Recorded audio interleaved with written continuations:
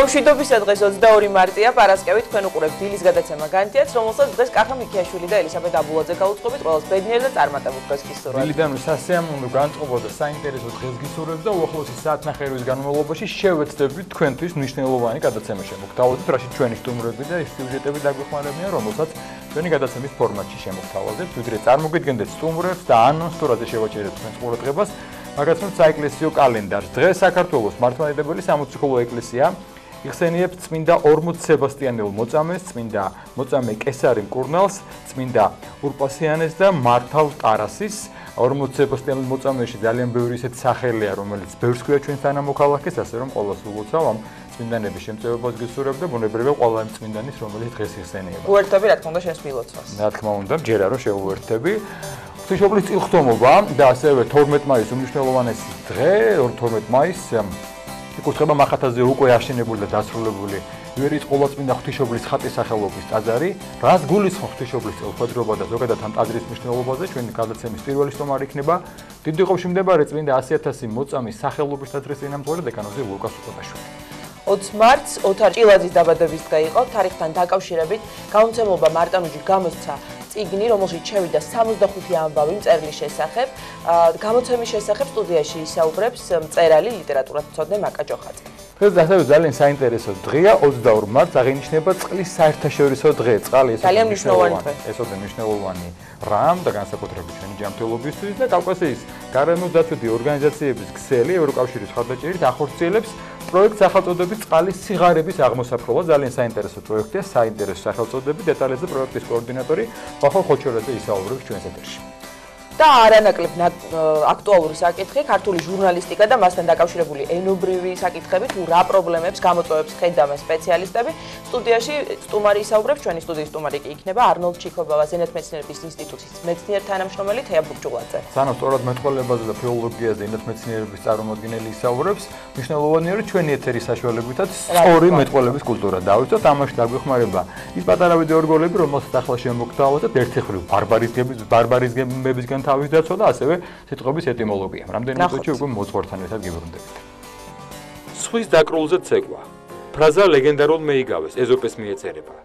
ბერძენმა ისტორიკოსმა ჰეროდიტემ კი ეს გამონათქვამი სპარსი მონარქის კიროსის საბრძოლო ამბებს სამუდამოდ დაუკავშირა. მცირეაზიელი ხალხების დაპყრობის შემდეგ კიროსმა ნებაყოფლობითი დამორჩილებისკენ მოუწოდა მმართველ წრეებს, თანაც აუხსნა რომ ის იყო მეთევზე, რომელიც სხვიდან სალამურის ხმებით უხმობდა თევზებს. თევზება ნაპირისკენ არ მიაშორეს. ამიტომ მეთევზემ ბადე ისროლა და ათასობით თევზი ბადე წყლიდან ძალით ამოაწრია. ეს ეპიზოდი ჰეროდიტეს ისტორიის პირველ წიგნში აღწერა. ცოლმა ქმარს რქები დაადგა. ამ გამონათქვამ საკმაოდ დიდი ხნის ისტორია აქვს და ის ბიზანტიის იმპერატორების კომნენოსების დინასტიას უკავშირდება. ანდრონიკე კომნენოსის დროს სამეფო კარზე სხვა წესებთან ერთად ერთი ასეთი წესიც მოქმედებდა. იმპერატორის რჩეული ქალის ქმარს სამეფო სანადირო ადგილებში ნადირობის უფლებას აძლევდნენ. სანადიროდ წასული ქვრის სახლს ირმის რქებს აჭედებდნენ. ეს იყო ნიშანი ქმარი შინ არ არის. სახლის კარი კი იმპერატორისთვის ღიაა. ინდაური ბერნარდინო სააგუნელი, ესპანელი სწავლული ბერი. მე-16 საუკუნეში ინდაურის ხორცის პოპულარიზაციას იწყებს. მთელ ევროპაში ვრცელდება ამბავი ამერიკაში ცხოვრები აცტეკების მიერ შინაურებულ სასწაულმოქმედ ფრინველზე, რომელსაც ბევრი დაავადების განკურნება შეუძლია. ინდაური საქართველოში სავარაუდოდ აბრეშუმის გზით შემოვიდა. ინდაური ინდოეთიდან მოსულა. ინდოეთის ფრინველია. ინკურნება. ცდარია. სწორია. იკურნება. წეროთ და ვიმეტყველოთ სწორად.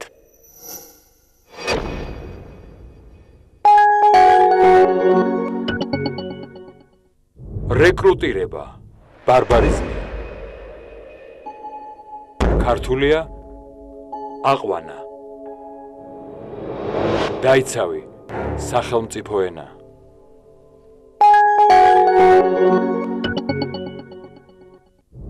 რემენი. ბარბარიზმი. ქართულია ღვეთი. დაიცავი. სახელმწიფო ენა.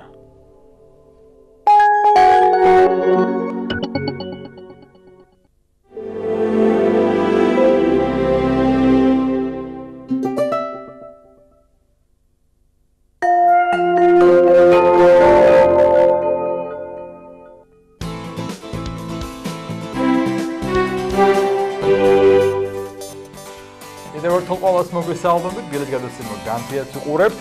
ღვთისმშობლის წილხდომობა, მეტად საამაყო ფაქტი, რომელიც ჩვენ ქართველებს ძალიან გვიამაყება, თუმცა ხანდახან მხოლოდ სიამაყით შემოვიფარგლებით და ის პასუხისმგებლობა, რაც აკისრია ამ ყველაფერს, არ გვახსოვს. ამ მნიშვნელოვან თემაზე ჩვენი სტუმარი გახლავთ დიდი ღომში მდებარე წმინდა 100.000 მოწამის სახელობის ტაძრის წინამძღვარი დეკანოზი ლუკას ოპატაშვილი, მშვიდობის მამა ლუკა, დაგულოცეთ. მოგესალმებით, ღმერთმა დაგულოცეთ. დიდი მადლობა უგესტო. მადლობას მოგახსენებთ მოგზაურობისათვის. ჩვენ რაღაცნაირად ღმერთმა ინება რომ გამორჩეული ერი ვართ, შეიძლება ითქვას, იმიტომ რომ დედა ღვთისმშობელია ჩვენი ფარო, დედა ღვთისმშობელი წილხოდრი ქვეყანა ვართ. თუმცა როგორც აღნიშნე, ალბათ ყველა მიცის, ზოგი შეიძლება კილიკეთაც მოიხსენებს, უკვე სკეპტიკოსებიც არსებობენ, მაგრამ სამწუხაროდ ალბათ ის პასუხისმგებლობა, რაც ამას აკისრია, გარდა იმისა, რომ მართლა საამაყოა მსოფლიოს მასშტაბით ბედნიერება, პასუხისმგებლობა ავიწყდება ხოლმე. ზოგადად წილხდომობა რას ნიშნავს და რას გულისხმობს, რა მოვლენაა ეს მამულობა, ამაზე ვისაუბრებთ და შემდგომ უკვე განმარტოთ რა პასუხისმგებლობა აკისრია ამ ყველაფერს მთელი ერისთვის. ახლა ამაზე ჩვენ ახლა ზემოქმედება არა გვაქვს, იმიტომ რომ ეს ყველაფერი მოხდა მაცხოვრის გამოცხადებით, ჩვენ არ წყვიტავთ ამას ახლა 21 საუკუნეში ვართ თუ არა წილხვედრი. ეს მოხდა მაცხოვრის გამოცხადებით ღვთისმშობლის მიმართ, რომ ერი ესე საზეპურო არა დაუტევო, მე ამბობს უფალი და შენი ლოცვით იქნებაო იგიო დაფარული და გადარჩენილიო და ღვთისმშობლის მიმართავს. და თავის დროზე ღვთისმშობელი ვერ შემოვიდა საქართველოში, იმიტომ რომ გავიდა იგი ამ ქვეყნიდან და მის შენს ნაცვლადო ესე იგი შენი ხატი წააბრძანოსო ანდრია პირველწოდებულმა, ასეთი იყო კურთხევა ღვთისა. და მართლაც საქართველოში შემობრძანდა ეს ხატი, რომელიც შემდგომში დაბრძანდა აწყურში და იქ აწყურის ღვთისმშობლის ხატად არის წოდებული, რომლის ასლი მუზეუმში ბრძანდება მუზეუმში და ახლად შექმნილი ასლი კი დაბრძანდება მოგზაურობს საქართველოში. და ეს არის თვითონ საოცარი ფაქტი იქედან გამომდინარე, რომ საზღვრავს ზოგადად ქვეყნის მიმართულებას. ზოგადად, როდესაც ღმერთი საზეპურო ერად გიწოდებს, ეს მართლაც საოცარია და თვითონ ჩვენი ერის ისტორია, ვინც იცის, შეუძლებელია, რომ იმით არ აღბრთოვანდე. რა თქმა უნდა, ყველა ერში და ყველა ქვეყანაში არის ასე ვთქვათ, ნაძირალა მდგომარეობა და არის საუკეთესო მდგომარეობა და ერს თუ ადამიანებს განიხილავენ მათი საუკეთესო მდგომარეობით, თუ რა შეძლეს მათ. და თქვათ ეს რომ ფაქტი ავიღოთ ჩვენ ისტორიიდან ბევრი რამე გვაქვს ისეთი ძალიან მნიშვნელოვანი, რომელიც მსოფლიოსთვისაა მნიშვნელოვანი. თუნდაც ის რომ ჩვენი წელთაღრიცხვის ქრისტეს აქეთ 38-39 წლებში ორი ტაძარი აშენდა საქართველოში. ლეგალურად, მიწისზევით, არ დაურბევიათ, არ დაუნგრევიათ. ეს არის სოფელი დიდაჭარა, ზემოაჭარაში და არის აწყურში, სწორედ ღვთისმშობლის სახელობის ტაძარი. უკავშირდება ანდრია პირველწოდებულს. და ანდრია პირველწოდებულს უკავშირდება. დიდაჭარის ტაძარი მიჩნეული არის მართლმადიდებლურ სამყაროში ერთ-ერთ პირველ ტაძრად. ნუ, რა თქმა უნდა, რომში იყვნენ ქრისტიანები, მაგრამ ვიცით ისტორიები, კატაკომბები და იქ ლაბირინთებით უნდა გევლო და რაღაცა ესე იგი პირობითი ნიშნებით უნდა გევლო იქ, რომ მიგეგნო იმ ადგილისთვის, სადაც ქრისტიანები იკრიბებოდნენ და ლოცულობდნენ და აი აქ საოცარი ფაქტი მოხდა საქართველოში, დიდაჭარაში და შემდგომ აწყურში, რომ ესეთი რამ მოხდა და ღვთისმადლით ეს ყველაფერი უკვე აღდგინების და აღორძინების გზაზეა. ჩვენი ქილიკი რო ბრძანებთ, მოდის იქედან იმ ათეისტური პერიოდიდან თუ მე-19 საუკუნე, როდესაც ჩვენს ისტორიას, ჩვენს კულტურას გავუუცხოვდით. და ზოგადად ღვთისმშობელს გავუუცხოვდით, ზოგადად მაცხოვარს, რომელთათვისაც ჩვენ თავისუფლად ვთმობდით საკუთარ სიცოცხლეს, თავისუფლად. აი მამა ლუკა, თუმცა საინტერესოა და ნიშანდობლივია, რომ ეს იგივე მადგასაგონად თვითონ რომ ეს რაღაც ლეგენდა, ვიღაც შეიძლება სასაცილოა, რა წილხდომობა და ასე შემდეგ. ჩვენ ქართველები თქვენ ბრძანეთ, რომ ჯერ ერთი ჩვენ არ აგვირჩევია. ღვთისგანგება იყო და თავად მაცხოვრებმა მოუწოდა როგორ ვდანით ღვთისმშობლებს, ხო? მაგრამ ეს ის არ არის ჩვენ ვამტკიცებთ სადმე. ამაზე საუბრობს რუსული წყარო, ბერძნული წყარო, ჩვენზე რაოდენობრივად და შეიძლება რიცხობრივად გაცილებით ისინი მსჯელობენ. კი ბატონო, ჩვენ არ დავდივართ და არ ვამტკიცებთ, მაგრამ ზოგადად ამ მნიშვნელობის ესეთ განსაკუთრებულობაზე ის ფაქტიც მეტყოლებს, რომ წმინდა სინოდის განჩინებით 12 მაისი, ამ წლის 12 მაისით ადგინა წილხთომობის დღედ. ეს თავისთავად იგი დღესასწაული იყო ყოველთვის, იმიტომ რომ ანდრია პირველწოდებულის დღეს ზეიმობდა ჩემობრძანებას, მაგრამ განსაკუთრებულად კიდე გამოიყო, ესე იგი რამხელა მნიშვნელობის არის, ხო? ამაზე თუ შეიძლება რომ ვისაუბროთ ამ მნიშვნელობაზე, რაც წმინდა სინოდმა დაადგინა 12 მაისს და ამ დღეს დაადგინდა ასევე ამ ბრწყინვალე ტაძრის, რომელიც დასრულდა მახათის და უნიკალური ბევრი კუთხით არის, თუნდაც იმიტომაც რომ ყველა შეეძლო მიიღო მონაწილეობა, რომელიც იკურთხება განსაკუთრებული ხატის სახელზე, ვერი ღვთისმშობელი, აი ამის მნიშვნელობაზეც რომ ვისაუბროთ. ეს ღირებულებებითი საკითხებია, ეს მთავარი საკითხია ერის ცხოვრებაში. მთავარი ის არ არის, რომ ცოცხლობ, ანუ ბიოლოგიურად რო სუნთქავ, მთავარი არის რისთვის სუნთქავ, რისთვის ცოცხლობ. მთავარი ეს ღირებულებები ჩამოიყალიბოს ადამიანმა და სწორედ ამას ეძღვნება ეს, რომ არ დავივიწყოთ, საიდან მოვდივართ, თუ როგორ თქვათ, ვისი გორისა ვართ. და ანდრია პირველწოდებული რო შემობრძანდა საქართველოში, ეს არის მარტო ქართული ეკლესიის დღესასწაული თავის და თავად, იმიტომ რომ საქართველოში შემობრძანდა. შემდგომში ესე ჩამოყალიბდა, რომ გრიგოლ ხანძთელის ცხოვრებაში ქართლად ფრიადი ქვეყანა აღირაცხების, სადაც ქართული და ენითა ჟამი შეიწირდა ყოველი ლოცვა აღესრულების. და აი ზუსტად იგივე ფორმულა გაიმეორა წმინდა ილია მართალმა, ილია ჭავჭავაძემ, მამული ენა სარწმუნოება. ეს ისეთი ღირებულებებია, რომელიც უნდა დაალაგდეს აი ჩვენს გონებაში, ჩვენს პიროვნებაში და საბოლოო ჯამში ჩვენს გულში. უნდა დაიბეჭდოს თუ რა არის ეს ჩვენი ღირებულებები. და რა თქმა უნდა, ღვთისმშობლის წილხვედრილობის შეხსენება, გახსენება, სულ რამდენიმე წლის წინ ჩვენ 12 მაისი საერთოდ არანაირად არ აღინიშნებოდა. აი მაგალითად მე მოვინათლე 91-ში, იმ დროს არ აღინიშნებოდა, თქვა 95-ში არ აღინიშნებოდა, 2000-ში, ნუ იყო, მაგრამ ეს უნიშნო. აი მერე გახდა ძალიან მნიშვნელოვანი პატრიარქის კურთხევით სახელმწიფომ უქმე გამოაცხადა და დღეს კიდე საერთოდ გვირგვინია, ეს საერთოდ ჩვენი ერის გვირგვინია, ეს ჩვენი ერის ესე იგი ღირსებაა, რომ ჩვენ ვართ ღვთისმშობლის წილხვედრი ქვეყანა ღვთისმადლით, მაგრამ ჩვენი ისტორიაც შეესაბამებოდა მას. ვიღაცას, ვისაც დავიწყებული აქვს ჩვენი ისტორია, ის არაფრად არ მიაჩნია, არა და ჩვენ საოცარი პიროვნებები გვყავდა. თუნდაც ილია მართალი როგორც ბრძანებს და აფასებს ჩვენს ისტორიას, ჩვენო ჩვენს სამშობლოსო გული გადაუღեղეთო და ზედ ქრისტიანობას ტაძარი დაუდგითო. ქვათო ჩვენი ძვლები ვიხმარეთო და კირად ჩვენი სისხლიო, ყველაფერი გავწირეთო, ყველაფერი შევწირეთო, მაინც გადავარჩინეთო და მაინც გადავარჩენთ. ახლა ქვეყანას 100,000 მოწამე გეყოლება და ქვეყანას როდესაც მაგალითად დიდგორის მეომრები გეყოლება, ეს საკმარისია მხოლოდ ეს ფაქტი. ან მარტო ქეთევან დედოფალი რო ყავდეს და მეტი არავინ, აი ეს არის თვითონ ძალიან საამოყოფა ფაქტი. ვინ ახარ, საიდან მოდიხარ, რანაირი უნდა იყო, რანაირი, ესე იგი შენი წინაპარი როგორი იყო, ეს რაზე მეტყველებს? მეტყველებს იმაზე, შენ როგორი შეგიძლია იყო მომავალში. ოღონდ ღირებულებები როგორი გექნება და ჩვენს ერს თუ რამე უჭირს, სადმე უჭირს, ახლა ჩვენ გენეტიკურად იგივე ხალხი ვართ, კულტურულად იგივე ხალხი ვართ, იგივე მოგწონს, იგივენაირად ეთნოფსიქოლოგია გვაქვს, იგივე დახვეწილობა გვაქვს, თქვათ, ჩაცმულობაში, ეზოკარბიდემოს მოწყობაში, მაგრამ ღირებულება თუ არ გვექნა, ყველაფერს დავკარგავთ. იმიტომ რომ ნამდვილად ვკითხულობდი პავლე მოციქულის ეპისტოლეს ერთ-ერთს ესეთ რამეს ამბობს, რომ არიან ადამიანები, რომელთა ღმერთი მუცელი არისო. და ამ ქვეყნიური დიდების მოპოვება და როდესაც ადამიანი მიზნად ისახავს ამ ქვეყნიური დიდების მოპოვებას, ძალაუფლების მოპოვებას, ფუფუნების მოპოვებას, რომლის ღმერთი მუცელია, ხო, ეს ძალიან დიდ არეულობას იწვევს. ასეთი ადამიანი ვერაფრით ვერ გაწირავს თავს, ну რა თქმა უნდა, ღმერთი მისთვის ვინ არის? არაფერს არ წარმოადგენს ღმერთი, ან სამშობლო რა არის ის თუ მის კომფორტს შეექმნა პრობლემა და აი ჩვენ აქედან მოგდის ეს პრობლემები თუ რამე პრობლემები გვაქვს დღეს. თორემ მე პირადად არც ვერც ჩtildeოეთს ვადანაშაულებ ვერაფერში, ვერც დასავლეთს, ვერც აღმოსავლეთს, ვერც ზევით, ვერც ქვევით ვერავის. თუ შენ აგერია ღირებულებები, შენ დაგეწყება შეცდომები. და ღვთისმშობლის წილხვედრილობა სწორედ ეს არის, აი მთავარი ღირებულებაა ეს. რისთვისაც ჩემი და შენი წინაპარი თავს წირავდა. და ეს მთავარი ღირებულება თუ რა პასუხისმგებლობას გვაკისრებს, ოდნავ მოგვიანებით ამ თემასაც შევეხოთ, მანამდე კვლავ რომ დაუბრუნდეთ მახათას მთაზე ივერის ყოვლადწმინდა ღვთისმშობლის ხატის სახელობის ტაძრის მშენებლობის საკითხს და რამდენად ნიშანდობლივი და მნიშვნელოვანი არის ის მამალუკა, რომ ჩვენ ყველას თითოეულ ადამიანს, საქართველოს ყველა მოქალაქეს შეუძლია, რომ თავისი წვლილი შეიტანოს ტაძრის მშენებლობაში, თუნდაც 1 ლარის გადარიცხვით. და ამის საშუალება ჩვენ გვაქვს. ზოგადად ტაძრის მნიშვნელობის აი ამ დიდი სამონასტრო კომპლექსის მშენებლობის მნიშვნელობის შესახებ რომ გვესაუბროთ. უწმინდეს იდეა იყო რომ შენდებოდა და მახოს გაცხადდა რომ აიდეა იყო რომ შეხვალ ამ ტაძარში გეცოდინება რომ შენც ააშენე.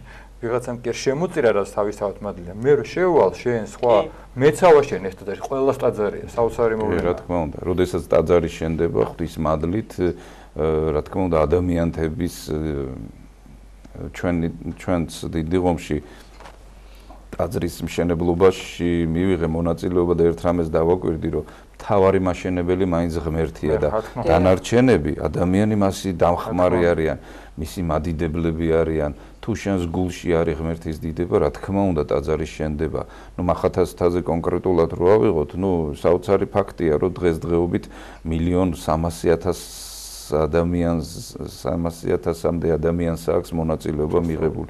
ეს თვითონ ფაქტია აღმაფრთოვანებელი, რომ ასეთი რამ ხდება საერთოდ ქვეყანაში, როდესაც ესე იგი მიუხედავად აი ჩვენ ღირებულებების არეულობაზე ვიმსჯელეთ, ეს მარტო ქართველთა ერში არ არის, ეს მსოფლიოშია ეს არეული, მაგრამ მიუხედავად ამ მდგომარეობისა ჩვენში მაინც შენდება, ჩვენ მაინც მივდივართ იმ გზით, რომლითაც ჩვენ წინაპარს უვლია და აი უცხოელი სასულიერო პირები რო ჩამოდიან, ყოველთვის უკვირთ ქართველთა აღფრთოვანება და სარწმუნოებითი, ასე ვთქვათ, თავდადებულობა და მოშორნეობა უკვირთ ჩვენი და ჩვენ, რა თქმა უნდა, უკმაყოფილო ვართ ჩვენი თავით და ჩვენ ზერში რა პრობლემებიც არის, ამას პირველ რიგში ჩვენ თვითონ ვხედავთ, მაგრამ ტაძრები როდესაც შენდება, ეს ნიშნავს, რომ ადამიანები ხდებიან ტაძართა მაშენებლები. აი წარმოიდგინეთ, 1.300.000-მდე ადამიანმა მიიღო მონაწილეობა, სხვა ტაძრების მშენებლობა, ის ხო თავის და არა შენებულა, ადამიანები მონაწილეობენ ამაში და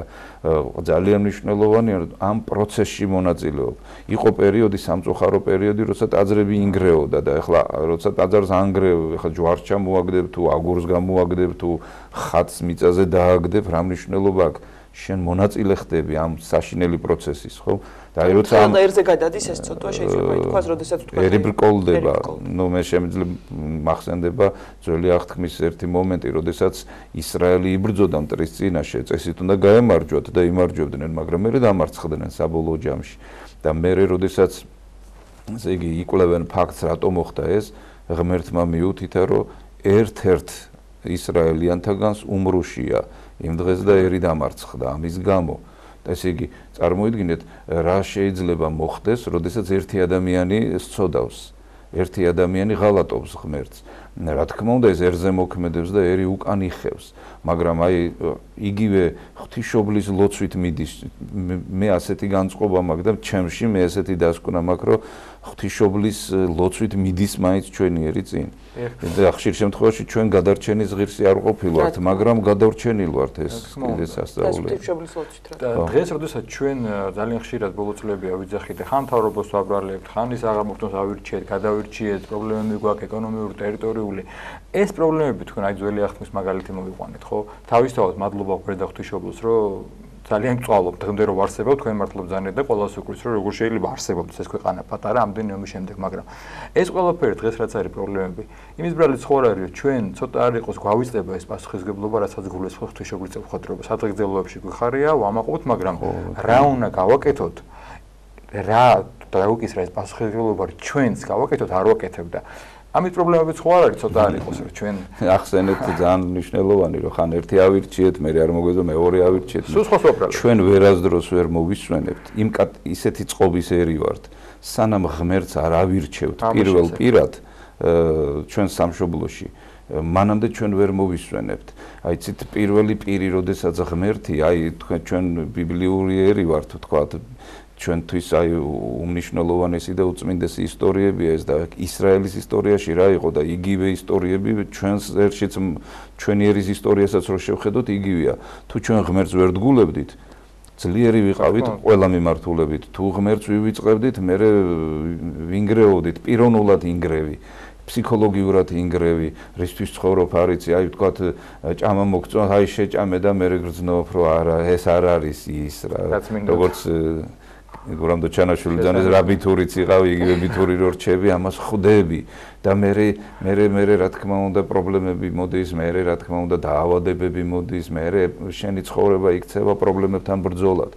მაგრამ აი საოცარი რამ არის, მაგალითად მე აღფრთოვანებული ვარ ქართველი ისტორიკოსის იონე ბატონიშვილის ამ ცნობით, რომ ქართველები ომში ისე მიდიან, როგორც ნადიმზე მიწვეულებიო, მხიარულად მიდიან. და მართლა სამხიარულოთ აქვს საქმე, იმიტომ რომ მიდის სამშობლოს სამშობლოს მცველია. იქ თუ დაიღუპა გმირია, თუ გამარჯვებული დაბრუნდა, ასევე გმირია და ყველა ვარიანტში გამარჯვებულია და აი წარმოიდგინეთ, ეს მდგომარეობა ქონდა. ეხლა რო ვთქვი რომ ღმერთი უნდა ავირჩიოთ პირველ პირად მეთქი ამას იმიტომ ვამბობ რომ მე რაღაცნაირად ლაგდები და მშვიდდები შენ თვითონაც და რაღაცნაირად პირველ პირად არჩევა იმას ნიშნავს რომ შენ თავზე მეტად, შენ სიცოცხლეზე მეტად, შენ საჭიროებებზე მეტად ღმერთი რო გეყვარება და ზოგადად სიყვარული ქართული გრამატიკული ფორმა მაგალითად მე მიყვარს ღმერთი, ნუ იქ სუბიექტი და ობიექტის ისი არის ერთმანეთთან დამოკიდებულებაში რომ ნიშნავს რომ მე როცა მიყვარს ღმერთი ნიშნავს რომ ჩემ თავზე მეტად მიყვარს ღმერთი ის არის სუბიექტი და მე ვარ ობიექტი და არა პირიქით და ხშირ შემთხვევაში კი არა და ეხლა როდესაც შეიძლება თანამედროვე საშუალო ქართველმა იგულისხმოს როცა იტყვის მე მიყვარს ღმერთი ნუ ნიშნავს რომ რაღაცად მიმაჩნია მაგრამ მე ვარ მთავარი მე ვარ არ უნდა მომშვიდეს, არ უნდა შემცივდეს, არ უნდა პრობლემები არ უნდა შემექმნას 100.000 მოწამეს რომ პრობლემა შეექმნა, ესეთი პრობლემა ჩვენ ჯერ არ გქონია, რომ ახლა წარმოიდგინეთ ჩვენი წინაპარი დააყენეს არჩევანის წინაშე, ან უნდა დააფურთხო ხატებს და გადაუარო ფეხით, ან უნდა მოგჭრან თავი და ახლა მოგჭრან თავი ძალიან ისე ვამბობ უხეშად, იმიტომ რომ მართლა სიუხეშესთან იყო მაშინ თავის კვეთა და რაღაცა ცოტა ვალამაზებთ ამ ფორმას, მაგრამ რეალობაში იქ თავის ჭრის წინაშე დგები. ჩეხვა შენი მეგობარი დაჩეხეს, შენი მეზობელი დაწეხეს, შენი შვილი შენ მოგადგნენ და რას აკეთებ ამ დროს შენ? თუ შენ ნამდვილად შენ თავზე მეტად არ გიყვარს ღმერთი, თავს არ გაწირავ, ნუ რა თქმა უნდა. მამა უკა თქვენ ძალიან საინტერესო მაგალითი მოიტანეთ, თუ როგორ მოქმედებს ერთი ადამიანის ცოდვა გარემოზე ზოგადად და შეიძლება ქვეყანაზე. თუ გადავხედავთ ჩვენს ისტორიას, ნახავთ რომ ყველაზე ძლიერი ჩვენი ქვეყანა მაშინ იყო, როდესაც ჩვენი ქვეყნის მმართველები იყვნენ ღმერთის მოიმედანი და მხოლოდ ღმერთზე სასწაულდნენ. აი ოქროს ხანა ვთქვათ ჩვენი მაგან გამოიწვია ოქროს. და სწორედ ამან გამოიწვია. მაგრამ აი სამწუხაროდ ბოლო დროს საქართველოში ჩვენს უახლეს ისტორიას თუ კი გადავხედავთ, ვხედავთ რომ ჩვენ გავხდით რატომღაც ლიდერების მოიმედენი. არა ვთქვათ ღმერთზე ვსასუებთ, არამედ ვთქვათ კონკრეტულ ადამიანს, პიროვნებას და ვთქვათ აი ვირჩევთ, მე არ მოგწონს როგორც ვთქვით.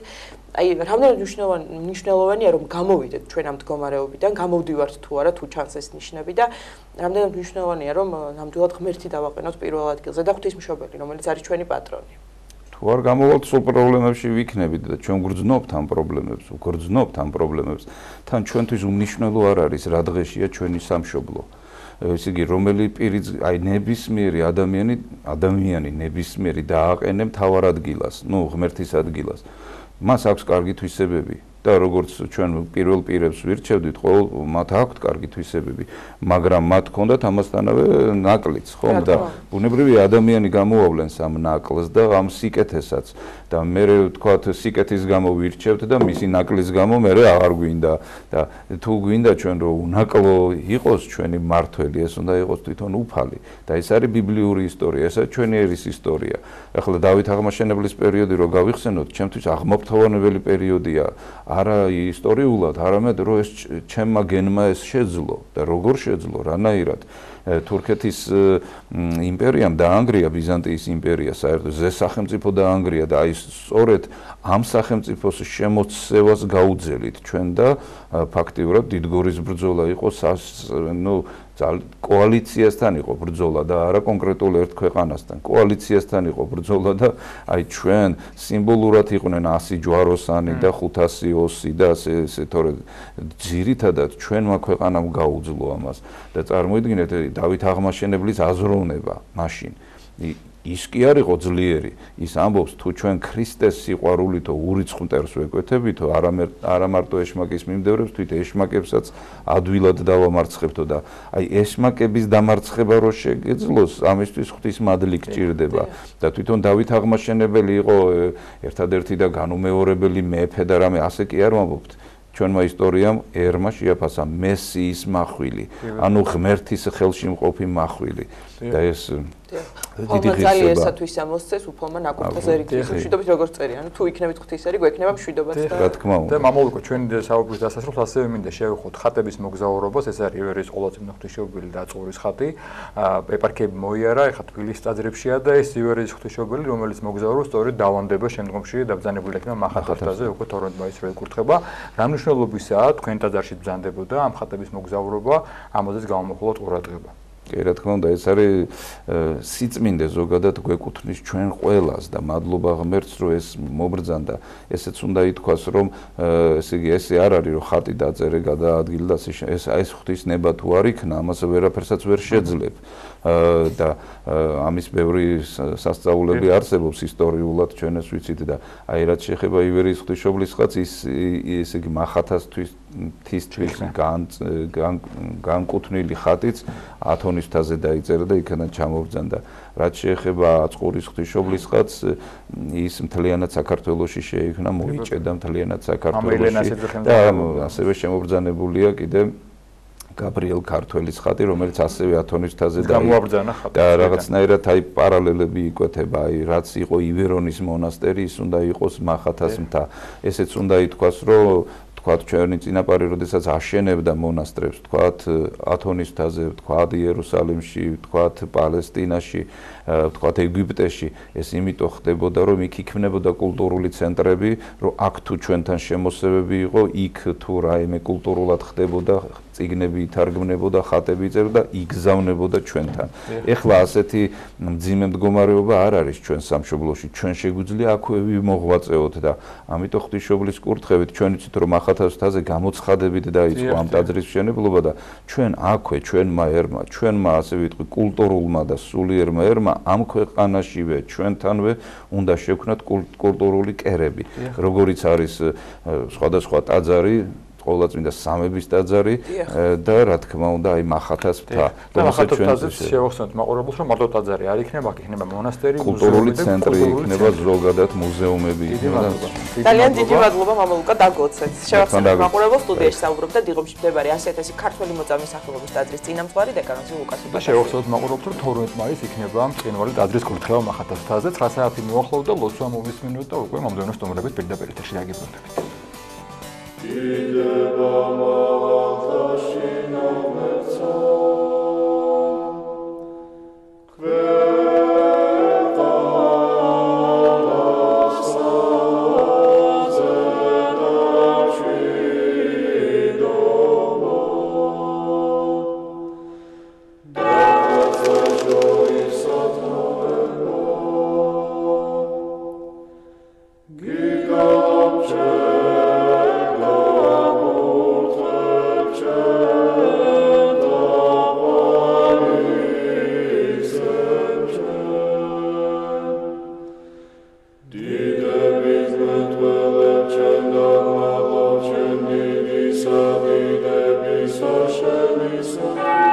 ჩვენო, რომელი ხარ ცათაშინა, მინდა იყავნ სახელი შენი, მოვედინ სუფევა შენი, იყავნ ნება შენი, ვითარცა ცათაშინა, ეგრეცა ქვეყანასა ზედა, პური ჩვენი არსობისა, მომეც ჩვენ დღეს და მომიტევენ ჩვენ თანანადებნი ჩვენი, ვითარცა ჩვენ მიუტევებთ თანამდებთა მათ ჩვენთა.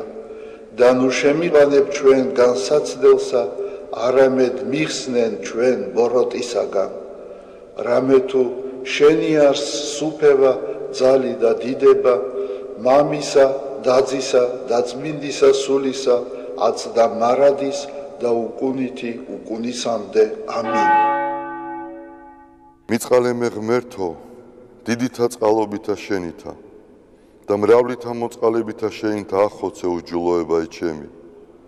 უფროს განბანე მე უჯულოებისა ჩემისაგან და ცოდვათა ჩემთაგან გამწმინდე მე. რამე თუ უჯულოებაი ჩემი მე უწყი და ცოდვაი ჩემი წინაშე ჩემსა არს მარადის. შენ მხოლოსა შეგცოდე და ბოროტი შენ წინაშე ვყავ. რათა განმართლე სიტყვათაგან შენთა და ზლოს ჯასა შენსა. რამე თუ ესე რა უჯულოებათა შინა მიუდგა და ცოდვათა შინა მშამე დედამან ჩემა. რამე თუ ესე რა ჭეშმარიტება შეიყვარე, უჩინონი და დაფარულნი სიბნისა შენისანი გამომიცხადენ მე. მას ხურო მე უსუბითა და განწმინდე მე. განბანო მე და უფროს თოვლისაგან სპეტაკნე. მას მინო მე გალობაი და სიხარული და იხარებდნენ ძვალნი დამდაბლებულნი. გარე მიაქციე პირი შენი ცოდვათა ჩემთაგან და ყოველი უჯულოებაი ჩემნი ახოცე. გული წმინდა დაბადე ჩემთანა ღმერთო და სული წრფელი განმიახლე გვამსა ჩემსა. ნუ განმაგდებ მე პირისა შენისაგან და სულსა წმინდასა შენსა ნუ მიმიღებ ჩემგან. მომეცმე სიხარული მაცხოვარებისა შენისა და სულითა მთავრობისათა დამამტკიცე მე.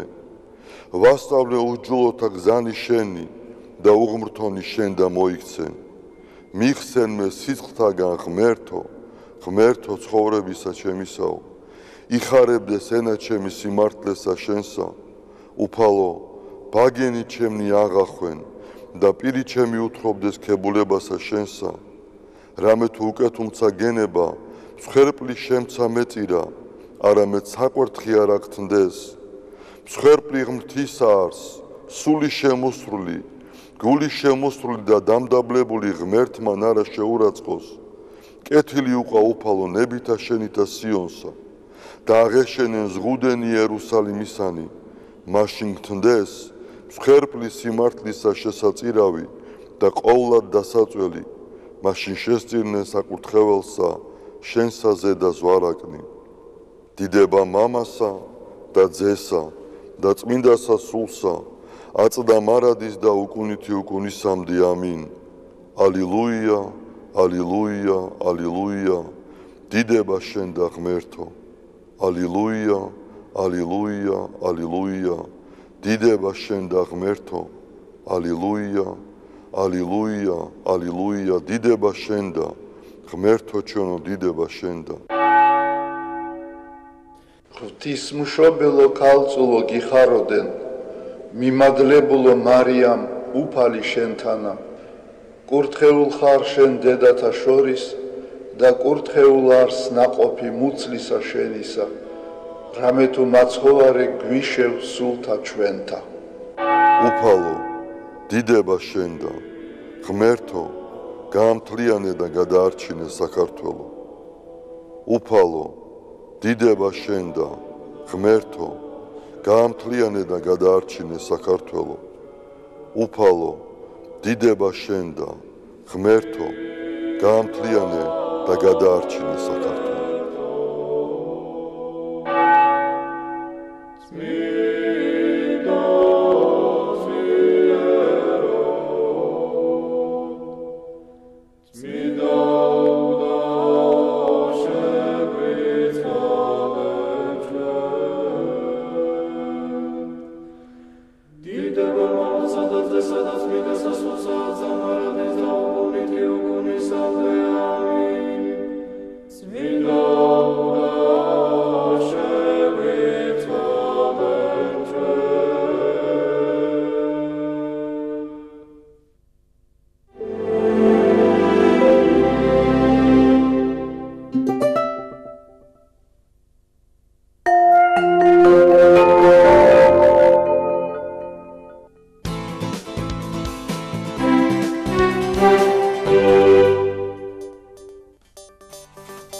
დაუბრუნდით პირდაპირ ეთერში, მოგესალმებით ყველას, განვაგრძობთ გადაცემას.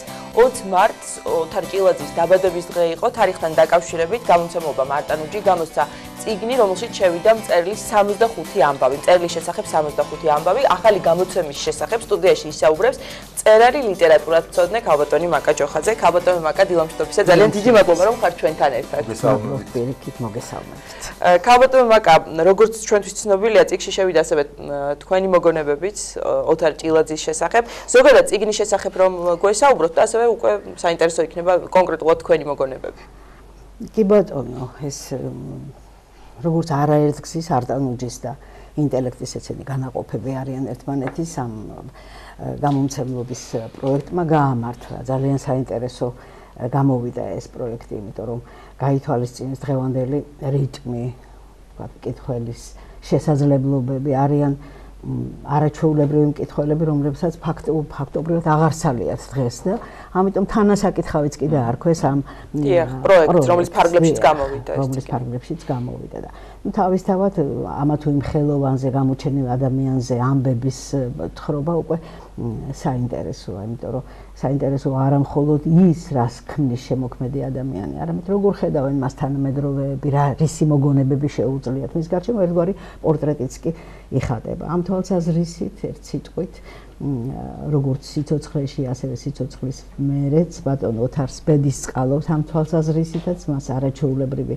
გულშემატკივარი გამომცემელი ჰყავს არტანუჯის სახით და ინტელექტის სახით და მადლობის მეტი არაფერი ეკუთვნით. როგორც აწერია თვითონ წიგნს 65 ამბავი და დიზაინი მე მგონი ძალიან კარგი გაფორმებაა. აი ვაჩვენებთ თან მაყურებელს ეს. სხვადასხვა ავტორების დაახლოებით 30 კაცის მონათხრობია, ამბავია ოთარ ჭილაძის. თქვენგან რამდენი ამბავია წიგნში შესული? ჩემგან 7 ამბავი. 7 ამბავი. ეს მოცულობაც არ უნდა ყოფილიყო დიდი და ამიტომ რაღაცა ფრაგმენტების სახით დანაწევრდა ბიჭვინთის პერიოდია შესული, როდესაც თქვენ მოგეხსენებათ, რომ იქ შემოქმედებითი სახლი ჰქონდა მწერალთა კავშირს. მართალია საქართველოსი არ იყო მთლიანად ეს კორპუსი, მაგრამ ერთ-ერთი სართული ჩვენც გვეკუთვნოდა და აი ვისვენებდით და იმ პერიოდში სხვა შორის ოთარ ჭილაძე არა მხოლოდ ისვენებდა, არამედ ძალიან ხშირად ზღვაზე წერდა, მუშაობდა, ქმნიდა ეგ თავის ნაწარმოებებს და მისი თაობის, მისი თანამედროვე ადამიანები საუბრობენ აი ამ წიგნში მის შესახებ, უმცროსი კოლეგებიც საუბრობენ და ამდენად ძალიან საინტერესოა ეს. ალბათ დღეს ოთარ ჭილაძე ქართული მკითხველისთვის და ჩვენი საზოგადოებისთვის ერთ-ერთი გამორჩეული აბსოლუტურად სამართლიანი მწერალი და საყვარელი პოეტი მათ შორის. ამას მინდა კითხოთ შემდგომ. თუმცა საინტერესოა, 70-იან წლებში ზედიზედ გამოვიდა რამდენიმე რომანი ოთარ ჭილაძის, მაშინდელმა მკითხველმა როგორ მიიღო? არაჩვეულებრივად მიიღო მაშინდელმა მკითხველმა.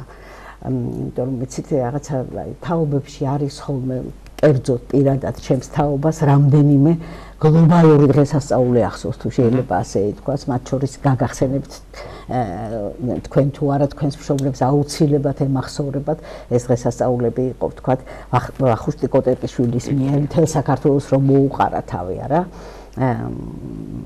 ფილარმონიის დარბაზში და გვაჩვენა ფოლკლორი და ამითი ჩვენ ძალიან გავიხარეთ, იმიტომ რომ ცხოვრობდით დიდ საბჭოებში, მაგრამ ხედავდით როგორი პოტენცია ჰქონდა შემოქმედებითაც და როგორ ცხოვრობდით ჩვენ ქართველები. რეზო თაბუკაშვილის ფილმები, წმინდა კაცზე, ექვთიმე დაყაიშვილზე, მთელი დარბაზი მახსოვს, თვალცრემლიანი იყო. იგივე კავკასიური ცარცის წრე, რომელიც რა ვიცი, რამდენჯერ გვაქვს ნანახი და მოუწყენელი სპექტაკლი. აი პოეზია, თქვა 9 აპრილის დღეები, პოეზიის დღესასწაულები და აი ერთ-ერთი, თქვა, თითზე ჩამოსათვლელი ჩემი თაობისათვის ზეიმი იყო ეს, რომ ზედიზედ გამოჩნდა ეს რომანები იყო ფანტასტიკური ამ თვალსაზრისით, იმიტომ რომ იცით სხვა არის, როდესაც ლათინურ ამერიკაში უცებ ამოიფრქვა ამ რევოლუციურ ძალიან დამუხტულ, ძალიან მძიმე პერიოდში რომანები ვარგას ლოუსასი, ხულიო კორტასარის და სხვების, მაგრამ სხვა არის, როდესაც თითქოს ისეთი მშვიდი გარემოა, წყნარი გარემოა, არა ზასტოის რო ეძახიან ამ პერიოდში და უცებ მოდის აი ამ რანგის რომანები, რომელშიდაც უმთავრესი აქცენტი რა თქმა უნდა და საერთოდ რიტა და პათოსი გახლავთ თავისუფლების სიყვარული, მაგრამ ეს ისეა გაშლილი, რომ მასო მეტაფორული აზროვნება გქონდა. სხვა შორის თქვენ პოეზია ახსენეთ და პოეზიასთან დაკავშირებით მინდა გითხრათ, რომ ეს რაღაცა წმინდათ როგორ გითხრათ, თბილისური მომენტი იყო, რომ ზოგი თვლიდა, რომ ეს გაცილებით უფრო დიდი პოეტია, ვიდრე პროზაიკოსი. ზოგი პროზაიკოსი შეიძლება დიდი პოეტის სტატუსით წარმოიანია. რა თქმა უნდა, თანაბრად იყო ამაში. სხვა შორის ოთარ ჭილაძემ ჯერ კიდევ მაშინ მოიპოვა პოეტის რეპუტაცია, როდესაც გალაქტიონი ცოცხალი ბრძანდებოდა. აი, მაგათ ძალიან ახალგაზრდა იყო, ძალიან დიდი, ძალიან რთული იყო, რა თქმა უნდა. იცემო კარგო, მე არ მიყვარს ეს დაყოფა, თქვა, ქალაქელი პოეტები, სოფლელი პოეტები, ქალი მწერლები, კაცი მწერლები. ეს არ არის რაღაცა ისეთი სწორი დაყოფა, მაგრამ აი პოეზიის თვალსაზრისით ზუსტად ესეთი ქალაქური ხელწერა ქონდა. მე რატო უსევ ამას ხაზს? თქვენ კარგად გახსოვთ, რომ შემდგომ თაობებში აი თიდან წამოსულმა პოეტებმა რაღაცნაირი წლების განმავლობაში აგრესიაც კი გამოიჩინეს, თქვათ, ქალაქური ყოფისადმი, ურბანიზმისადმი, თქვათ, ცივილიზაციისადმი. ამასთან ეს იმდენად მყუდროთ, იმდენად სიყვარულით ნაკეთებია და იმდენად ისეთი ხელწერა აქვს, იცით, აი გალაქტიონის არ იყოს. ჩამოვიდა ვანიდან და ნერვოზი ქართული სინამდვილის და უფრო სწორედ ცივილიზაციის სინამდვილის მან დაიჭირა ყველაზე მეტად და გახსოვთ ის სტრიქონები ქალაქში ტვერში წაიქცა ბავშვი. აი ეს მომენტი. აი ამ თვალსაზრისით თქვენი შეფასება საინტერესოა. როგორ გქონიათ თქვენ, როგორც მწერალს, როგორც ლიტერატურათმცოდნეს, უფრო დიდი პროზაიკოსია ოთარ ჭილაძე ვიდრე პოეტი თუ არა, ერთნაირად დიდია. უბრალოდ იცით რა შეა საქმე. ზოგი ფიქრობდა, რომ იმიტომ გამოვიდა მისი პროზა ასეთი, თქვათ, მუსიკალური, ასეთი ლამაზი, ასეთი, თქვათ, მეტაფორული, რომ იგი პოეტი იყო. და ამ დროს პოეზიაში ისეთი სადაა, ისეთი გამჭვირვალეა, ისეთი ინტიმურია თუ შეიძლება ასე ითქვას და აქ უფრო რთული ხელწერაა. შემთხვევითი არ იყო, რომ ძალიან ხშირად იგონებდნენ პარალელებს აკეთებდნენ ფოლკნერის რთულ სტილისტიკასთან, ჯოისის ცნობიერების ნაკაზთან და საერთოდ გიждდებოდნენ განსაკუთრებით თქვენ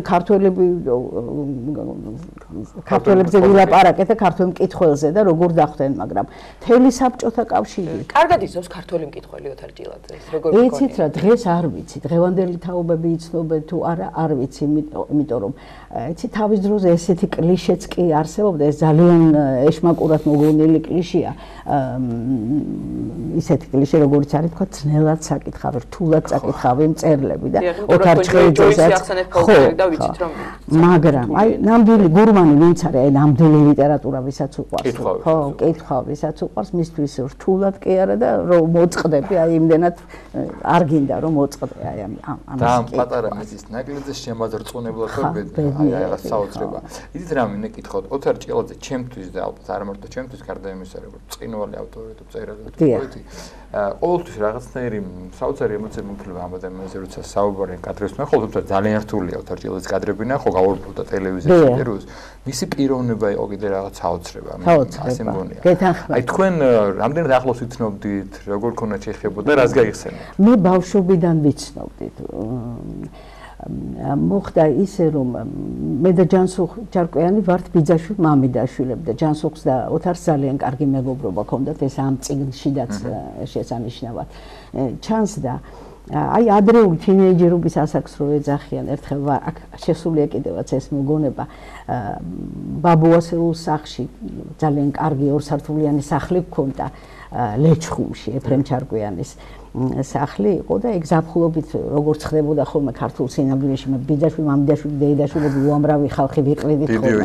თავს დიდი ოჯახი და მე მიყვარდა მეორე სართულზე და სულ დაჩემებული მქონდა რომ გარეთ უნდა დამეძინა და აივანზე, ხის აივანზე, წაბლის ხის ხით იყო მოპირკეთებული, იქ ვიძინებდი და ერთხელ შევნიშნე რომ აი სვეტი რომელიც სახურავისკენ მიდის, იქ ამოუკვეთილი აი ჯაყვებს ხმარობდნენ ადრე ლილი პლუს გივი პლუს ლილი, ოთარი პლუს ნანა და ზურიკოს ვეკითხები ჩემს ბიძაშვილს ჩარკვიანს, რომელსაც სხვა შორის ნოდარ გუმბაძე ჩემს ზურიკელას ეძახდა რომ ვინ არიან მეთქი ესენი, ვინ ამოკვეთა მეთქი, ვინ ამოჭრა ესენი, ესენი ჯანსუხის მეგობრები არიანო და შეყვარებულები არიანო და აი ხო, აი ამ პერიოდიდან უკვე შემოვიდა.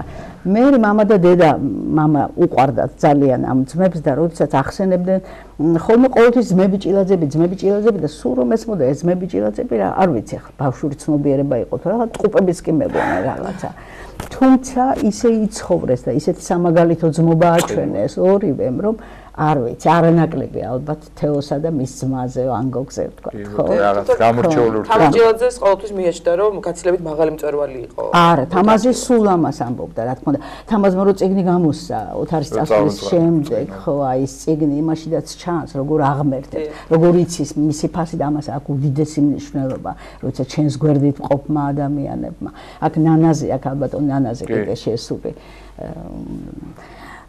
მის მეუღლეს მოგონება არაჩვეულებრივი. თუმცა თავად ოთარი ძალიან დიდ პატივს თამას.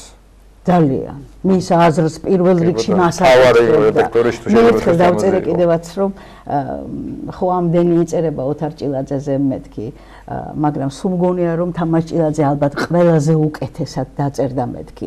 იმ პერიოდში არ წერდა რა თქმა უნდა თავის ძმაზე, მაგრამ ამას კონკურები საფრანგეთით ჭირდება და არა პლებეების გარემო, რომ მაშინაც ატყდებოდა მაშინათვე რომ აი ძმა არის და აბა დაწერდა და ხო. არა, თამაზი ისეთი ესთეტი იყო და ისეთი შემფასებელი იყო და ისეთი წერალიც იყო. დიახ, ხოთაშორის აი 20 მარტი იყო ოთარ ჭილაძის დაბადების დღე, როგორც აღნიშნეთ და ძალიან ბევრი მოგონება გაცოცხლდა სოციალურ ქსელშიც ამ დღესთან, ამ თარიღთან დაკავშირებით და ხოთაშორის ქაბატონი თამარ ბართაი, რომელიც არის ჩვენი თანამშრომელიც ასევე დრამატურგი ვიცით ყველამ წერდა ეს ძალიან საინტერესო რამეს, რომ მთელი მისი შემოქმედება მქონდა წაკითხულიო და ერთ მშვენი ერთ დღეს მოულოდნელად აი ერთ მაგითასთან შევხვდითო და მე ის ვერ ვიცანიო და აი საუბრობდით რომ როგორი მოკრძალებული ადამიანი იყო. რატომ ხდებოდა ასე, თქვათ, რატომ იმდენად არ ურთიერთობდა, თქვათ, მედია საშუალებებთან და ასე შემდეგ, თქვენ გეცოდინებათ, თქვათ, აი რატომ ამჯობინებდა ჭრილში ყოფნას ამ კუთხით? არ უყვარდა. არ უყვარდა. ეხლა არც ღიად არ უყვარდა ამაზე ლაპარაკი, რატო არ უყვარდა? მაგრამ მე სულ ვფიქრობ, რომ აქ რაღაცნაირად ფელინის სინდრომი იყო. ფელინის ხო გახსოვთ, როგორ ეშინოდა ტელევიზიის, ამბობდა, რომ ეს არის რენტგენი, რომელიც გაშუქებს. მე ხშირად უთქვავს ხოლმე, რომ აი რაღაცა არ მიყვარს, როდესაც რაღაც გულითადაც საუბრობ და იქ რაღაც მიათედი არ დაგხვდება იმისა, თქვა და ეს ამოჭრას რო ეძახიან არა. მე ისედაც იცით, იმდენად ვინც მის პროზას ძალიან ღრმად და კარგად იცნობს, იმდენად წასულია იმ სიღრმეში, როდესაც იგი წერს, რომ იგი ხო ტრიბუნი არ იყო არა, ახლა არიან დიდი შემოქმედები, იგივე ვთქვათ, მაიაკოვსკი რო გავიხსენოთ, შარვლიანი ღრუბლის ავტორი, ვერც წარმოიდგენ, რომ არ იკითხოს თავისი ლექსები არა, ტრიბუნიდან, მაგრამ ამას იმდენად ინტიმური ლექსები ქონდა, რომ არც ამის წაკითხვა არ უყვარდა ესე. საჯაროდ და საერთოდ უცნაური რამ არის აი ამ წიგნის რედაქტორი ზვიად კვარაცხელია რომელსაც მან გზა დაულოცა თავის დროზე და დაუტოვა რაღაცა ანდერძივით მუხლობრივად მე არ ვიცი ეს ამბავი თქვენ იცით თუ არა ცნებებით დაუტოვა 10 მცნევა მე მგონი იქაც და ერთ-ერთი ესეც არის რომ მაინც და მაინც ხშირათო არ გამოჩნდა. ნუ გამოჩნდებიო და ანუ აი რაღაცა საკრალური იმდენად ის არის საკრალური ეს პროცესი თვითონ არა და იმდენად გაიდეალებული ყავს მწერალი რომ შეიძლება ამასაც უფრთხილდებოდა და არ უნდოდა თუმცა მასთან ურთიერთობის დროს ეს უფრო ღრმავდებოდა ეს გაიდეალების გრძნობა ვიდრე ირღვეოდა არიან შემოქმედები რომელიც გაცნობის მერეც ნეტა ამ ჩემდა ისეთი როგორც მეგონა ხო ესეც კიდე ერთხელ მეტყოლოს მის ავტორ თავდაბლობაზე რომ ურთიერთობაშიც მისი უბრალოება და მისი გინგატურობა ისე იყო შეერთებული რომ არ გაგრძნობინებდა ყველაფერს ხო ერთხელ მახსოვს ძალიან შეწუხებული იყო აკაკი მომიყვა ჩემი მეუღლე მაშინ ნათობში მუშაობდა ასეთი ისტორიას რომ ძალიან შეწუხებული მოვიდაო ზემოთო და შეჭილაო არჩილსო რომ რას მეჭისო კაცო არ მესალმებაო რომ ვიღაც ერთ-ერთი და მოუტრეო დარჩილ და უთხრა იმანი კითხოსო რომ ოთარ ჭილაძეს არ ესალმებაო შენ რატო განიცდია ბავშვო ნუ მომეწონა ეს დამამახსოვდა ძალიან აი ისე წიგს რომ მიუბრუნდეთ და თქვენს მოგონებებს აი ყველაზე ცოცხალი მოგონება რა შეგიძლიათ ახლა რომ გაიხსნათ ყველაზე ცოცხალი მოგონება რა ვიცი ბევრია ძალიან აქ ამის მიასედიც კი არ შევიდა მაგრამ აი ძალიან კარგად მახსოვს ბიჭვინთაში ვართ და ძალიან ცელქი იყო ჩემი გოგონა და 4 წლის არის და გამოვდივარ ახლა ვესტიბულში და ეზოში უნდა ჩამოვიდე და უცებ ხედავ რომ რამდენიმე ადამიანი რუსი ქალბატონები და მათ შორის ორი კაცი ეს არ არის გაჯავრება ბავშვისადმი ისე არიან მისეულები და ისე ლანძღავენ და როგორ გაბედე და ან დედამ არ გასწავლა და ან ყვავილები მოწყვიტა რამდენი 4 გვირილა ეჭირა ხელში ბაღს კვერილი იყო იქა ხო და ეხლა გადავწყვიტე რომ თან გაუჯორდე კიდევაც ანუკის მეწყინა და თან რაღაცა გრძნობ რომ სტრესია ბავშვი გაშეშებულია ესე და უყურებს თან 4 წლის არის პატარა 4 წელი პატარაა და მესმის ისეთი მჭექარე ხმა კაცის რომელიც წამოვიდა და ეხლა ხო გავხედე მე უკვე ეხლა სილუეტით მაინც უნდა მეცნო მაგრამ იმდენად სხვანაირი ხმა იყო და ოთარს ქონდა ძალიან გულისმიერი სიღრმისეული ისეთი ხმა ქონდა და ეუბნება ამ გენს რომ აბაო მაგვანდალს ეხლა ეს უნდა უქნათო ჩვენ რა თქმა უნდა საშინლად უნდა დავსაჯოთო და თუ გაგვექცევაო ქვებიც უნდა ვესროლოთო და რაღაცა ისეთი მკაცრი გამოწვევით და დაიბნენ ესენი გაჩუმდნენ ახლა იცნობდნენ კიდევაც და ხმა არ ამოიღეს და ბევრი რამეები უთხრათ ერთ სიტყვით ძალიან მკაცრად და მივედი და დიდი შეარცხვინა ხო და დიდი მადლობა მეთქი მეუთხარ და ცრემლებით მაქვს სავსე და მახსოვს ნიმიზი და ეგ საფეთქელთან ნაკოცა და მეუბნება რომ ანუკას ეუბნება რომ მოდი შენ ჩემთან მოდიო და ამან გამოიყვანა მდგომარეობიდან და გაიქცა სანაპიროსკენ და აი სულ ჩამრჩა იცით ეს მოგონება რომ რაღაცნაირად ეს სტრესი 4 წლის ბავშვს ისე მოუხსნა ამ მორალისტებისაგან განსხვავებით რომ იმათაც მე მგონი სამარადისოდ დაამახსოვრდათ ეს იმიტომ რომ უცნაური იყო ძალიან უცნაური ფაქტი იყო ძალიან დიდი მადლობა უნდა გადაგიხადოთ მობრძანებისათვის მე მაინც გონია თუ ჩვენ ამაზე ვისაუბროთ რომ ჯერ კიდევ წინ აქვს ქართულ საზოგადოებაზე მკითხველის სიამონება ანუ ისაც არ წაუკითხავს ან სიღრმისეულად არ გაუცნია უპირატესობის დიდი ბედნიერება რაც ახლოს მისცა კითხავს და იმ სიღრმეებს რაც მას გააჩნია აი რაღაცა თქვენ ბძანეთ ხო ხმაც ისეთი ქონა გულისმიერი იმ სიღრმეების ჩატომში ნახავენ ავტორიტეტის მართალია გულდასაწყვეტი უბრალოდ არის რომ მისი თაობის ხალხი უკვე წასულია ბევრი თორე აი მაშინ რომ მომხდარიყო თქვა მოსწრებულიყო ეს პროექტი რამდენ რამეს მოიგონებდნენ იმიტომ რომ სიცოცხლეში მაინც და მაინც არ ვიცით ხო ჩვენ ესეთი კი ბატონო როგორ მისამართლო ძალიან დიდი მადლობა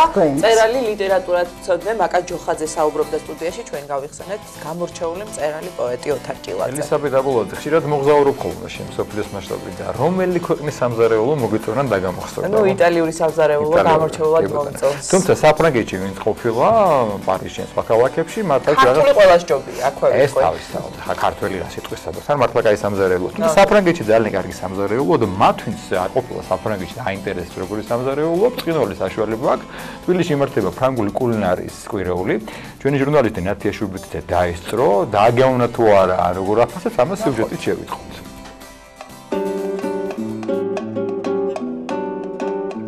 18-დან 23 მარტის ჩათვლით საქართველოს ფრანგული გასტრონომიის კვირეულს მასპინძლობს. საფრანგეთის საგარეო საქმეთა სამინისტროსა და შეფმზარეულ ალენ დუკასის ინიციატივით დაფუძნებული პროექტი წელს უკვე მეხუთედ იმართება და მისი მთავარი მიზანი ფრანგული კულინარიული მემკვიდრეობის ფართო საზოგადოებისთვის გაცნობაა. აგრარული უნივერსიტეტის კულინარიის აკადემიაში მოწვეული შეფმზარეულები ახლა ახალგაზრდა კულინარებისთვის მასტერ-კლასებს ატარებენ. აქცენტი ამჯერად მდგრადი გასტრონომიის მნიშვნელობასა და ადგილობრივ ნიადაგს ეკეთდება. ღონისძიებას საფრანგეთის ელჩი საქართველოში პასკალ მენიე დაესწრო. ფრანგული კულინარიის კვირეული მსოფლიო მასშტაბით არაერთ ქვეყანაში წელს უკვე მეხუთედ აღინიშნება. 21 მარტი არის ფრანგული გასტრონომიის საერთაშორისო დღე და სპეციალურად ამ დღისადმი მიძღვნილ ღონისძიებებში მსოფლიოში აღიარებული 3000-მდე შეფმზარეული მონაწილეობს. მაგალითად, დღეს ბორდოდან ჩამოსული ორი სპეციალისტი აქ დამწყებ კულინარებს ასწავლის თუ როგორ მოამზადონ ადგილობრივი ნიადაგიდან მიღებული პროდუქტებისგან განსხვავებული კერძები. ჩვენი აქ ჩამოსulis მიზანი იყო შეხვედროდით და ახლოს გაგვეცნო საქართველოში კულინარიის სფეროში მომუშავე ახალგაზრდები. დღეს მათ ვასწავლეთ თუ როგორ მოვამზადოთ ერთი და იგივე ინგრედიენტებისგან რამდენიმე განსხვავებული კერძი.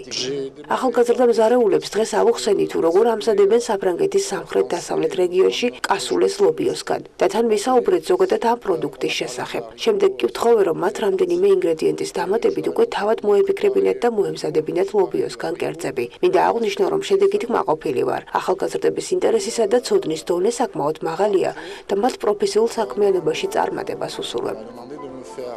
კულინარიის აკადემიის წევრებმა უცხოელ კოლეგებს საკუთარი პროდუქციაც წარუდგინეს. მათი მეთოდებით მომზადებულმა წიწაკის, პომიდრისა და კივის ჯემებმა კი ფრანგი სპეციალისტების აღფრთოვანებაც გამოიწვია. როგორც სტუმრები ამბობენ, ნამდვილად დასაფასებელი და მისასალმებელია ის ფაქტი, რომ 19 წლის ახალგაზრდებს მსგავსი პროდუქტების ასე სრულყოფილად შექმნა შეუძლიათ. ძალიან საინტერესო მასტერ-კლასი იყო. გამოცდილება გაგვესიარეს ფრანგმა შეფებმა. ჩვენც რაღაც ჩვენი ვარიაცია გავუმზადეთ კერძების და ასევე გავასინჯეთ ჩვენი წარმოება, წიწაკის და ხახვის მურაბები. დღევანდელი მასტერ-კლასის ფარგლებში მოამზადეს ლობიოთი, ძალიან საინტერესო კერძი, გითხრას რომ ეს არის მათი ტრადიციული კერძი. საინტერესო გამოწვევა იყო ის, რომ ჩვენ გვთხოვეს მოგვემზადებინა ჩვენი ინტერპრეტაციით, აი ამ ბაზა გამოვიყენეთ იგივე ინგრედიენტები რაც მათ და გავასჯეთ 3 სხვადასხვა კერძი. ერთი იყო ტრადიციული გზით მომზადებული ლობიო ქოთანში, ერთი შევაზავოთ აზიური გემოებით და ერთი ეს პატარა ბრუსკეტაზე მოვათავსეთ ბოსტნეულთან ერთად. დააგემოვნეს, ძალიან მოეწონათ. აღსანიშნავია, რომ ფრანგული კულინარიის ღონისძიებების ფარგლებში 23 მარტს მზარეულები ალავერდის მონასტერს ეწვევიან. სტუმრები მონასტერში სააღდგომო მარხვის გათვალისწინებით სავანის წევრებთან ერთად სამარხო კერძებს, ადგილობრივი და სეზონური პროდუქტების გამოყენებით მოამზადებენ.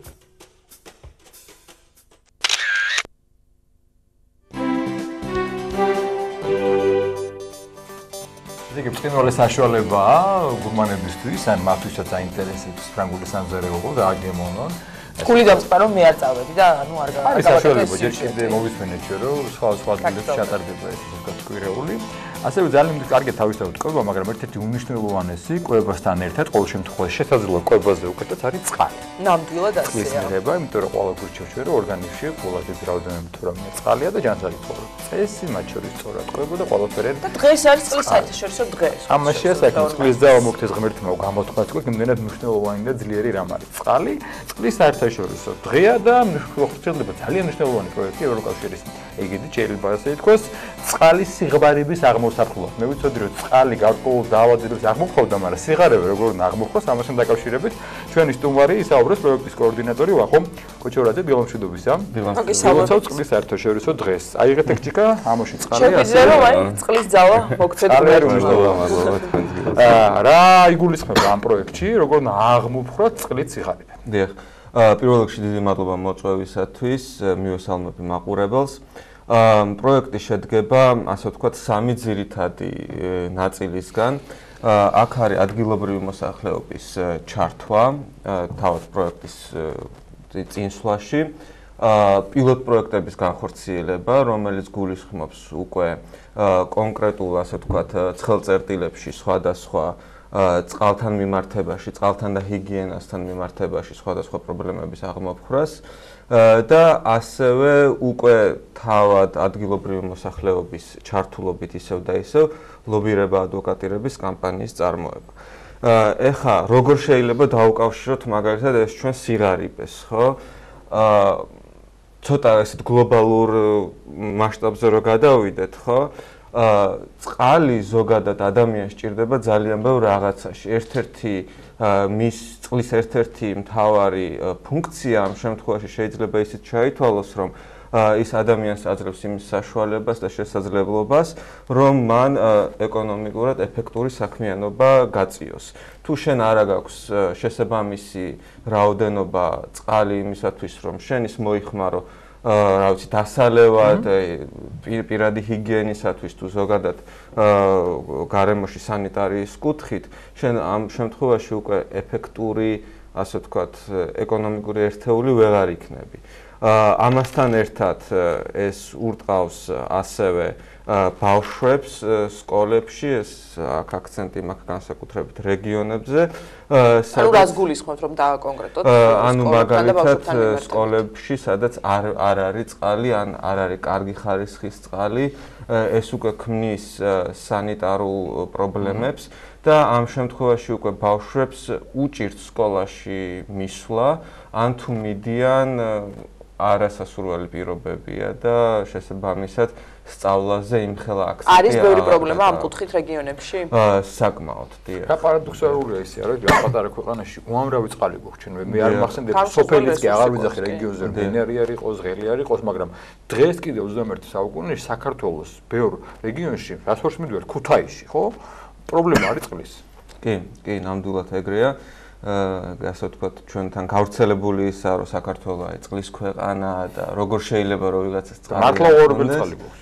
კი, მაგრამ რეალობა ის არის, რომ რეგიონებში ამის პრობლემა დგას. და რატომ ვერ ვიყენებთ სათანადოდ იმ რესურსს, რაც გვაქვს და რაც ღმერთისგან აბოძები, ასე ვთქვათ, საჩუქარი არის ძალიან დიდი ჩვენი ქვეყნის. ისრაელს და იმას რომ დუბაის ამდენი წყალი მისცა, წარმოგიდგენია. ხო. ეგ ცოტა რთული საკითხია. სწავლობთ ამ კუთხით პრობლემას? კი, რა თქმა უნდა, ანუ ჩვენ ჩავატარეთ ეგრეთ წოდებული WASH-ი გულისხმობს წყალის სანიტარია ჰიგიენას ინგლისური აბრევიატურა. ურეცხვა, ხო. და ესე იგი ჩვენ შევედით ქვემო ქართლის და კახეთის რეგიონებში, სადაც ამ კუთხით ჩატარდა საკმაოდ ასე ვთქვათ ვრცელი დეტალური კვლევა. ეს კვლევა კიდე მიმდინარეობს, ოღონდ უკვე ამ შემთხვევაში მთელ საქართველოში. ამ ეტაპზე რა შედეგი არის კვლევის? რომ საკმაოდ მძიმე სიტუაცია განსაკუთრებით სკოლებში და ამბულატორიებში. და რატომ ვერ ხერხდება ამ რესურსის? ხო, აქ არის, აი, იცით როგორ არის, აქ ძირითადად არის ინფრასტრუქტურული პრობლემები. არ მიდის ან ინსტიტუციებამდე, ასე ვთქვათ, მილები არ მიდის, ან რაც წყალიც მიდის, და ადგილობრივი თვითმმართველობა ამ შემთხვევაში რას აკეთებს, თქვათ? როდესაც საუბარი არის ხშირ შემთხვევაში შეიძლება ადგილობრივ თვითმმართველობას ამის რესურსი არ ქონდეს, ან მაგალითად სკოლებთან დაკავშირებით სკოლები განათლების სამინისტროსთან არის, უნდა გადავიდეს თვითმმართველობის პასუხისგებლობაში, ასე ვთქვათ, გაუგებარი სიტუაცია და ჩვენც ასე ვთქვათ, ბოლო პერიოდში ჩვენ გვაქვს სოციალურ ქსელებში დიდი აჟიოტაჟი გამოიწვია ფაქტმა, რომ თითქოს თბილისში დამეძვირებული წყალი არ ვრცელდებოდა რაღაცა ფოტოები, რომ მოიწამნენ ხალხი, თუმცა ოფიციალურად ეს არავის არ განაცხადებია. მინდა კითხო თბილისის წყალზე, რამდენად ჯანსაღ წყალს ვსვათ ჩვენ ონკანიდან, იმიტომ რომ ზოგი თვლის რომ არ უნდა დალიო, ამ დროს წყლით გავარდნის კომპანია გვეუბნება რომ სუფთაა წყალი, თქვენ თუ ალბათ შეისწავლეთ და იცით ეს პრობლემა გარი თუ არ არის, არ ვიცი, რეალურად ჩვენ შეგვიძლია თუ არა დავალიოთ ონკანის წყალი და უსაფრთხოდ ვიგრძნოთ თავი. კი, თბილისი ამ შემთხვევაში არ წარმოადგენს ჩვენ სამიზნე იმას, თუმცა ალბათ ინფორმაციას, მაგრამ ესე იგი აქ როგორი სიტუაცია, ჩვენი ინფორმაციით Georgian Water and Power წყალს საკმაოდ კარგად ამუშავებს.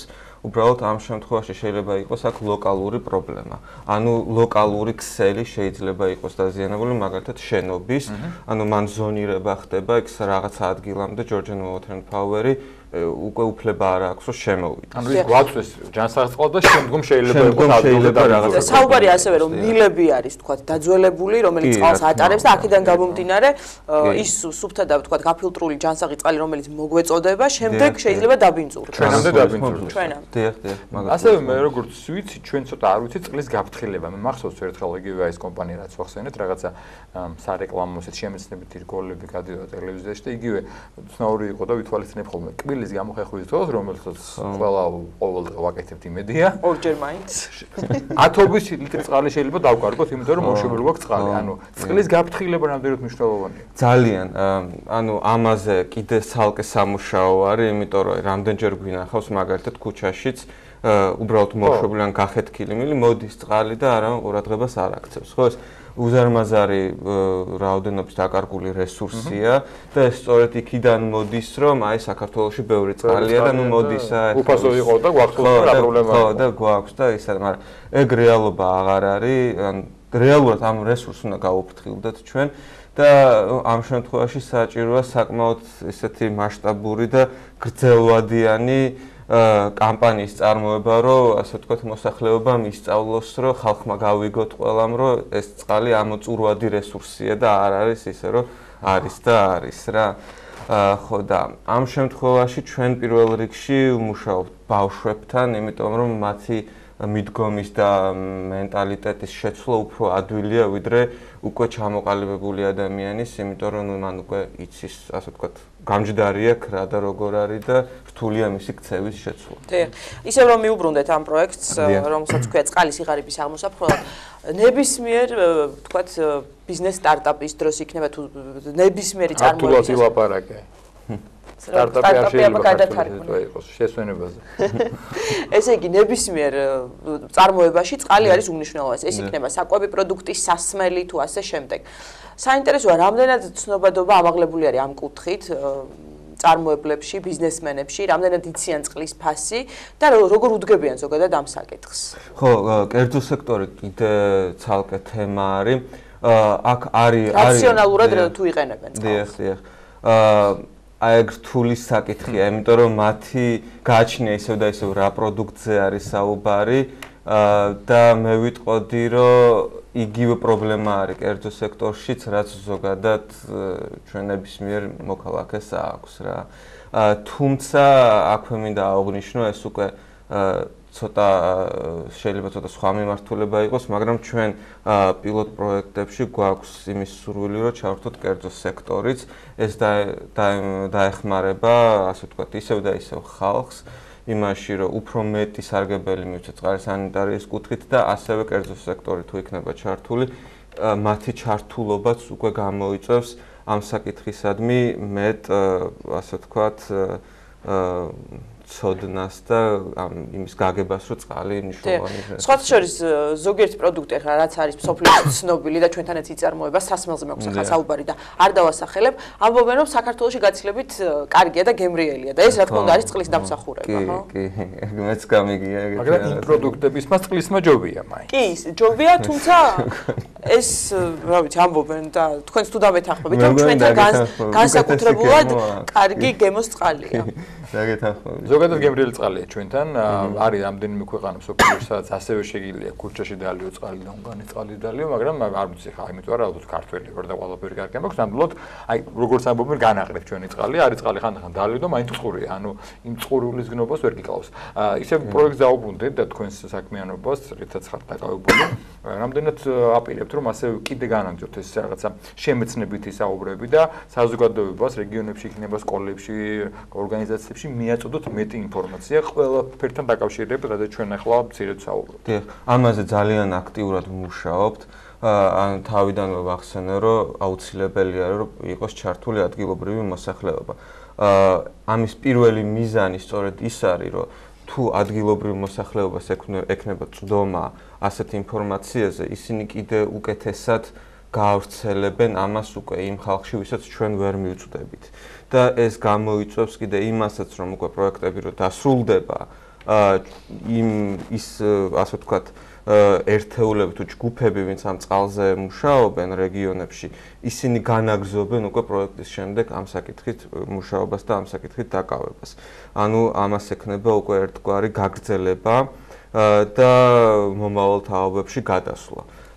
სკოლები ამიტომ არის ჩვენი ერთ-ერთი მთავარი სამიზნე ობიექტები, ბავშვები, რომ მათ აჩვენონ, ასე ვთქვათ, თავის მშობლებსაც, რომ აი ესე უნდა მოხმარდეს, იგივე ონკანი უნდა დაიკეტოს, როცა კბილებს იხეხავ და ასე შემდეგ. ხო, მოკლედ ძალიან მნიშვნელოვან საქმეს აკეთებს, მე ვფიქრობ.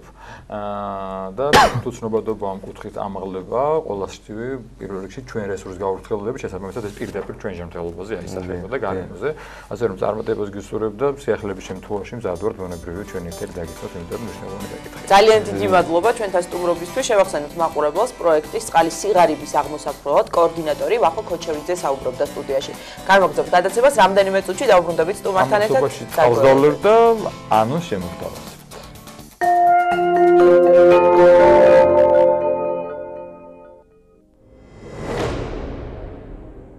კრემაცია მიცვალებულთა დაკრძალვის ყველაზე ცივილური ფორმა თუ უძველესი წარმართული ტრადიცია. რუბრიკაში რელიგია და მეცნიერება.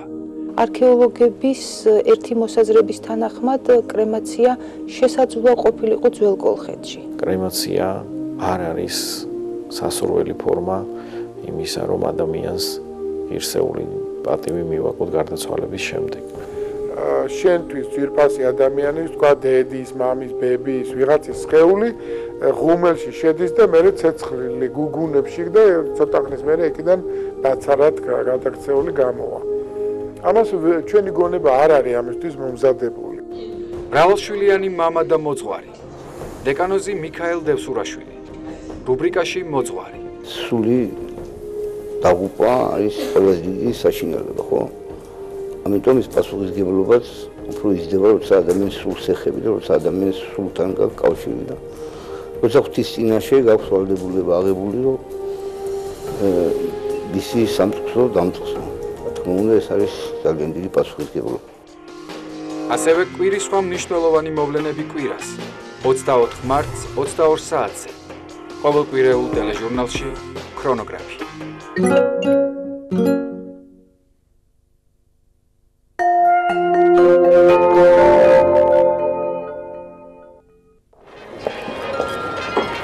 მოდი ჩემოძი. გამარჯობა. როგორ ახარ? კარგად, შენ რა გახარ? მიხარია რომ გოსტობრა. რამხელა მარვიცის სიამოვნება და რამხელა გამართლება, როცა იმ საქმეს აკეთებ, რაც გიყვარს, იმიტომ რომ ძალიან იშვიათია ეს. ვიღაცას უკითხავს, რომ რაღაც არ ეწევი, რაღაც არ გიყვარს. ჩემზე თუ სახელი ხარ და დალევა. ხო, რა მოხდა რომ დალიო? ან მე რასაც გრძნობ, რაც უნდა ბევრი ცუდი ინფორმაცია გავიგო ეკლესიის შესახებ, ან თუნდაც მამაოს შესახებ, იმიტომ რომ ყველანი ადამიანები ვართ და შეიძლება ყველა შეეშალოს. მე ვერ შემაცრევინებს ჩემს დამოკიდებულებას ღმერთის მიმართ.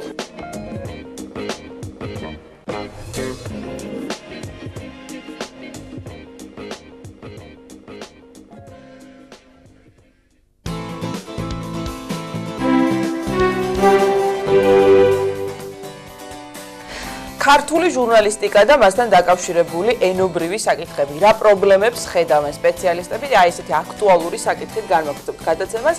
თემაზე სტუდიაში სასაუბროთ მოვიწვიეთ არნოლდ ჩიქობავას სახელობის ენათმეცნიერების ინსტიტუტის ქართული მეტყველების კულტურის განყოფილების უფროსი მეცნიერ თანამშრომელი თეა ბურჯულაძე. თეა, დილამშვიდობისა, მოგესალმებით. ძალიან დიდი მადლობა რომ გვესტუმრეთ. დილამშვიდობისა, მადლობ თქვენ მოწვევისათვის. ძალიან აქტუალური საკითხი არის, ჩვენ ვიცით რომ მედია ძალიან დიდ გავლენას ახდენს სხვადასხვა მიმართულებით და ამ მხრივ ძალიან დიდი პასუხისმგებლობა ეკისრება ჟურნალისტებს იმისათვის რომ ვიმეტყველოთ სწორად და ამ მხრივ კარგი თქვათ ასე ვთქვათ გავლენა მოვახდინოთ ჩვენს მაყურებელზე, კარგი მაგალითი მივცეთ. სად ვცოდავთ ყველაზე მეტად, რა პრობლემებს ხედავთ თქვენ, რა არის ქართველი ჟურნალისტების აქილევსის ქუსლი მოკლედ? სანამ ამ აქილევსის ქუსლზე ვიტყოდეთ, აი დაგეთანხმებით ელინე, ზუსტად ასეა. მე მაგალითად ღრმად მწამს რომ პროფესიონალი, კვალიფიციური და ასე ვთქვათ, პასუხისმგებლიანი ჟურნალისტი არის ერთ-ერთი მყარი საფუძველი, არც მეტი არც ნაკლები ქვეყნის დემოკრატიის განვითარებისა. ამიტომ გარდა აი ამ ენობრივი ფორმებისა, აი ეს ძალიან დიდ მნიშვნელობას ძენს ხოლმე. რაც შეეხება დანარჩენს, აუცილებლად უნდა ითქვას, რომ აი მასმედიიდან ისმის ყველაზე მეტად ადამიანს ყური შეჩეული აქვს და თვალიც ამავდროულად ხედავს იმას, რასაც წერს ჟურნალისტი და რასაც ისმის. ამიტომ დიდი პასუხისმგებლობას ყოველთვის ენათმეცნიერები ამ თვალსაზრისით, ამიტომაც აკისრებენ ხოლმე ჟურნალისტებს, იმიტომ რომ ძალაუნებურად საზოგადოება ამას ისმენს, იღებს ამას როგორც სწორს, ან როგორც მართებულს და მერე ეს ვრცელდება მთლიანად. ამიტომ ძალიან ბევრი საკითხია სამწუხაროდ, ძალიან ბევრი პრობლემა შეიძლება დასახელდეს, მაგრამ აი განსაკუთრებით რა დაკვირვებაც არის ამ ბოლო დროს ჟურნალისტების მეტყველებასა თუ წერით კულტურაში, უნდა აღვნიშნოთ, რომ მე მაგალითად უპირველესად გამოვყოფდი სტილურ შეცდომებს. რაღაცნაირად აი ამ გრამატიკულ შეცდომებს ეშველა თითქოს პასუხისმგებლობითაც ბევრი თქვენგანი ეკიდება, მაგრამ შეგიძლიათ რომ მაგალითი რა თქმა უნდა მაგალითებს მოვიყვან აუცილებლად. აი სტილის თვალსაზრისით ყველაზე აი პოპულარული, რომელიც არ გადის ასე ვთქვათ, აი ამ აქილევსის ქუსლის ჩამონათვალიდან, არის მაგალითად პირველი რაც შემიძლია ვთქვა, რეკლამაზე გავდივართ. რეკლამა შემოგთავაზებთ, ხო? ალბათ უნდა ვთქვათ. რეკლამის დროა, რეკლამას შემოგთავაზებთ. უფრო მეტიც რეკლამაზე გავდივართ, აი ამისი ანალოგიით ხშირად გვესმის. ახლა ანიმაციურ ფილმზე გავალთ, ან ფილმზე გავალთ. რა თქმა უნდა, უფრო ბუნებრივი არის ქართულისათვის რომ თქვათ რეკლამის დროა, ახლა ფილმს შემოგთავაზებთ და ამასთან ერთად აი მეორეს კიდევ ასევე ძალიან გახშირებულს ვიტყვი მაგალითად კავშირზე გამოვიდა. სამწუხაროდ ეს არის ვერ დავასახელებ ვერც მხოლოდ ერთ კომპანიას, ტელეკომპანიას, ან მხოლოდ ერთ ჟურნალისტს. განსაკუთრებით აი ეს ორი შეცდომა, რაც აღვნიშნე, მასობრივად არის ჟურნალისტებში, ძალიან ბევრი. სწორი ფორმა როგორ იქნება? კავშირზე გამოვიდა არა, მისი ბუნებრივი ფორმა არის დაგვიკავშირდა. ან კავშირზე არ გამოვიდა, ორივეს იყენებს ხოლმე ზოგადად ჟურნალისტი და რა თქმა უნდა თქვათ, კავშირზე კი არ გამოვიდა, დაგვიკავშირდა. ბუნებრივი ქართულისთვის ბუნებრივი. სწორედ ეს არის. ერთი რამ უნდა ვთქვა უბრალოდ, ბეჭდური მედია არის სხვა ვთქვათ. იქ გაცილებით მეც ფიქრობ, მე ასწორებ, პირდაპირ ეთერი არის კიდევ სხვა. არის ასევე გარკვეულწილად სტრესთან კავშირში შეიძლება იცოდეს ზუსტად რომ რაღაც არის არასწორი, მაგრამ რაღაც მომენტში მაინც წამოწყებაში ეს წამოწდება. ანუ ეს შეიძლება თავს ვიმართლებდეთ ამ შემთხვევაში, მაგრამ არის ხოლმე. მე შეცდომა რო არ დავუშვი. რა თქმა უნდა, ეს გასათვალისწინებელია პირდაპირ ეთერით, მაგრამ უნდა აღინიშნოს ასეთი რამ. ევროპაშიც, ამერიკაშიც, მათ შორის საქართველოშიც, რა თქმა უნდა, ყველა ჟურნალისტი, რომელსაც აქვს იმისი სურვილი, რომ იყოს კვალიფიციური, ყოველთვის მიმართავს ხოლმე ძალიან ხშირად სტილისტიკურ ლექსიკონს, ორთოგრაფიულ სტილისტიკურ ლექსიკონს. ეს, ასე რომ ვთქვათ, ისე უნდა გაუჩნდეს ჟურნალის სწორი ფორმები მყარად გონებაში, რომ როდესაც მან იცის როგორია ეს სწორი ფორმა, წესი იცის, ასე ვთქვათ, იმას უკვე დროთა განმავლობაში, რა თქმა უნდა, არ შეეშლება. რა თქმა უნდა, ეს მომენტი, რაც თქვენ აღნიშნეთ, გასათვალისწინებელია უდავოდ. რა თქმა უნდა, მაგრამ ეს გამართლება, ასე ვთქვათ, არა, რა თქმა უნდა, კი. ასევე ძალიან ხშირად მაინც საზოგადოების დიდი ნაწილი ისე ვართ მოცული ამ პოლიტიკი და რაღაც უყვართ და ცნობის მოყვარეობა, საინფორმაციო გადაცემებს უყურებს. და ძალიან ხშირად გვესმის ყველა პარლამენტის წევრი, ყველა საქართველოს მოქალაქე და ასეთ დარღვევებიც არსებობს, ხო? რა თქმა უნდა, ესეც ძალიან გახშირდა. ეს ახლა თქვენ მოგთვის ამაში რა არის დარღვევა? ყველა პარლამენტი არ არსებობს, ერთი პარლამენტი და ერთი საქართველო. და ყველა საქართველო არ არსებობს კიდევ.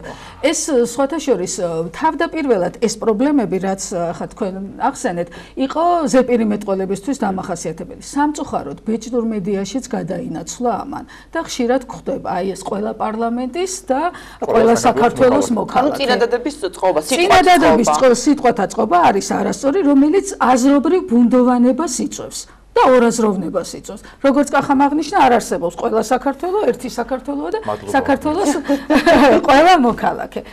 ამასთან დაკავშირებით მაგალითად აუცილებლად უნდა ვთქვათ, სიტყვათა წყობა, რა თქმა უნდა, წეგან აღვნიშნეთ, რომ ეს ბუნდოვანებას იწვევს და ერთი რამ, აი ის რომ ორთოგრაფიულ სტილისტიკურ ლექსიკონთან ხშირად უნდა ვიმუშაოთ, ასე ვთქვათ და საკითხავ წიგნადაც კი უნდა იქცეს, არა მხოლოდ ჟურნალისტისთვის, რა თქმა უნდა.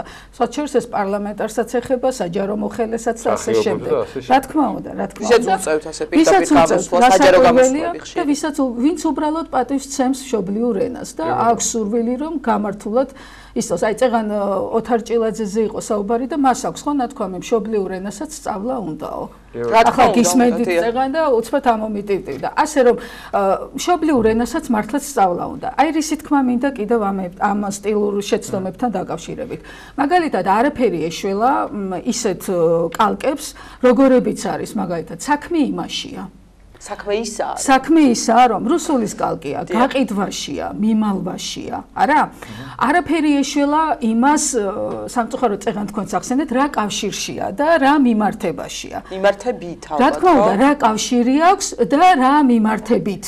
არაფერი ეშველა ისეთ შეცდომას, როგორიც არის, ვთქვათ, რასთან კავშირში. რასთან კავშირში ამბობთ ამას. გასაგებია. რას უკავშირებთ, მაგრამ სწორია რასთან შედარებით. არა? ყოველთვის ეს არ არის შეცდომა. ანუ რასთან კავშირში არ არის სწორი, რას უკავშირებთ არის. კი ბატონო, რასთან კავშირში, რა კავშირშია, რასთან კავშირში, რა მიმართებაში, რა დამოკიდებულებაშია ეს საკითხი ამასთან. რა დამოკიდებულებაა ამ საკითხთან. და ერთ-ერთი რაც ამ ბოლო დროს ძალიან ხშირად გვესმის, განსაკუთრებით ტელევიზიით, თუმცა ალბათ შეიძლება ისეც, მაგრამ ტელევიზია საზოგადოებრივია და ყველა უყურებს. და აი ჩემთვის ცით გაღიზიანებას თუს და ხანდახან ელენესაც აქიდან ჩაუგდებ ხოლმე, მაგრამ მაგალითად სტარტაპი ვთქვი. უცხო სიტყვების რა ხარ რუხი და რა ხარ რუხი რატო ვიძახი, იცი რომ ხანდახან ხდება შტაბეშტილება და არ ვწდები რომ უცებ რომ კითხო ის სიტყვა რას ნიშნავს ვერ გეტყვის მაგრამ მოусმენია და მოდაშია რაღაც სიტყვების შემოახონ ერთი პერიოდი კოჰაბიტაცია იყო და ამ კოჰაბიტაციით ნუ ტალიკის მე რაღაცა ლოკაცია ძალიან მოდაშია სენსიტიური თან ცოტა თუ აი უფრო მითითყვი რა ხვია იქაური გამოთქმით რაიანაც უფრო განახლებული წარმოდგენა თითქმის არ ხმარობენ უკვე ამ სიტყვების ქართულ შესაძლებლობას და მე მქონია ფოტოშოპის კამათ ისე მეგობრულ დონეზე და არა დავუშვათ რაღაცა პრობლემის გადასული და უთქვით ეს თირამა ჟურნალისტებს იცი რა მე ვიცი რომ არ არის ქართული სიტყვა და არსებობს შესატყვისი მაგრამ 21 საუკუნეა თანამედროვე სამყაროა ეს სიტყვა დამკვიდრებული მე ვიცი რომ სენსიტიურის ქართული რა არის მაგრამ სენსიტიური მიღებული ფორმა და ამიტომ ვიძახი აი ამაზეც ალბათ არის საჭირო რომ გამომახვილოთ ყურადღება გარდა მაგისა რუსულ სიტყვებსაც ვიყენებ ძალიან აქტიურად ისეა ანუ შეიძლება ეს პირდაპირ ეთერში არ ხდებოდეს მაგრამ პირადი საუბრების დროს მეტყველებაში კი, აღარ დავასახელებ ხო. მაგალითად ძალიან აი ერთი ამის ნაწილი მაგალითი არის რა. მადლობა ღმერთს ქართული კლავიატურა არსებობს ტელეფონში. დიახ. და ქართული ასოებით წერენ ოკ. ოკ. ქართული ასოებით ოკს. კარგის მაგივრად. კარგის მაგივრად. აბსოლუტურად სწორად შენიშნეთ ის ყველაზე დიდი პრობლემა. სხვათა შორის უნდა ითქვას, რომ ხშირად აი როდესაც ასე განსაკუთრებით უნდათ ხოლმე წარმოაჩინონ თავი, რომ განათლებულები არიან, თუ არ მოიმარჯვე, ასე ვთქვათ, საკუთარი ინგლისური ენის ცოდნა შეიძლება მართლაც ვერ გაიგო. და ეს ძალიან ცუდია. ეს არის უპატივცემულობა საკუთარი ენის მიმართ. ეხლა კახამ თქვა წეღან სენსიტიური, არა? რატომ გვაქვს ჩვენ ფაქიზი, გრძნობია. ეს ძალიან ფაქიზის საკითხია. დიახ, ფაქიზი უფრო შეესატყვის. კონტექსტი გაკეთდა. საკითხთან მაგალითად მე უპირატესობას მივანიჭებდი ფაქიზის საკითხია ძალიან. როდესაც აი ადამიანურ ამბებზეა ხო საუბარი და ასე შემდეგ. გრძნობიარეც რა თქმა უნდა. მაგრამ რატომღაც ჟურნალისტსა თუ სხვას არ აქვს მნიშვნელობა პოლიტიკოსი იქნება თუ საჯარო მოხელე ძალიან უყვარს ხოლმე სწორედ იმის ტომ რომ გამოავლინოს საკუთარი ასე ვთქვათ განათლება რომელიც არ არის ეს მაინდამაინც ის განათლება რითიც თავი უნდა მოიწონოს ადამიანმა რომ უპირატესობას ანიჭებს უცხოს განათლება ალბათ პირველ რიგში მშობლიური ენის კარგად ცოდნა მშობლიური ენის კარგად ცოდნაშია რა თქმა უნდა განათლება და ამ სიტყვებსაც მაშინ ვიშველიებთ ალბათ როდესაც შესატყვისი ქართული არ გვახსენდება ანუ ჩვენი ლექსიკა არ არის საგანადოდ მდიდარი და ვერ ვიხსენებთ შესატყვისი ქართული რა თქმა უნდა ეს უცოდინრობით მოდის და არა იმიტომ რომ თქვათ ქართულს არ აქვს შესატყვის თორე რა თქმა უნდა იმას არავინ უარყოფს რომ როდესაც არა გვაქვს შესაბამისი სიტყვა და ის საერთაშორისო სიტყვა მას ვიღებთ რა თქმა უნდა მაგრამ როდესაც გვაქვს რა თქმა უნდა თავი უნდა ავარიდოთ და ქართულ სიტყვებს უნდა მივანიჭოთ რა თქმა უნდა უპირატესობა განსაკუთრებით ახლა ამ პრობლემებზე ვსაუბრობთ და არ მინდა გამომჩეს ისეთი გახშირებული შეცდომა როგორიც არის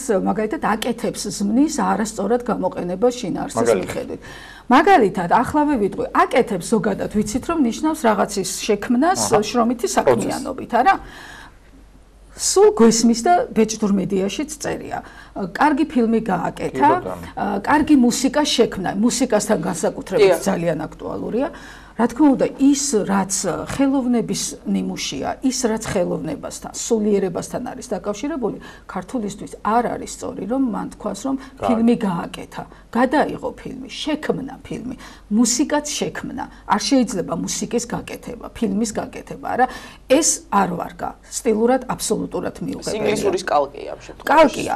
აი კალკებთან დაკავშირებით ის რომ ენა ისწრაფვის გამარტივებისაკენ დამეთანხმებით განსაკუთრებით პრობლემური ჩანს და ყურს ყველაზე მეტად ჭრის ხოლმე მაგალითად ჩემთვის ისეთი ფორმები როგორიც არის ვციტირებ განმეორდები კვალიფიცირდები და ასე შემდეგ ამასთან დაკავშირებით მინდა ვთქვა რომ საერთოდ ეს არის მიღებული ჩვენ ქართულში გვაქვს ზმნური შესიტყვებები მყარი აზრს ვაყალიბებ ასევე არის მაგალითად ციტატა მომყავს კვალიფიკაციას ვანიჭებ ან კვალიფიკაციას ვაცლებ.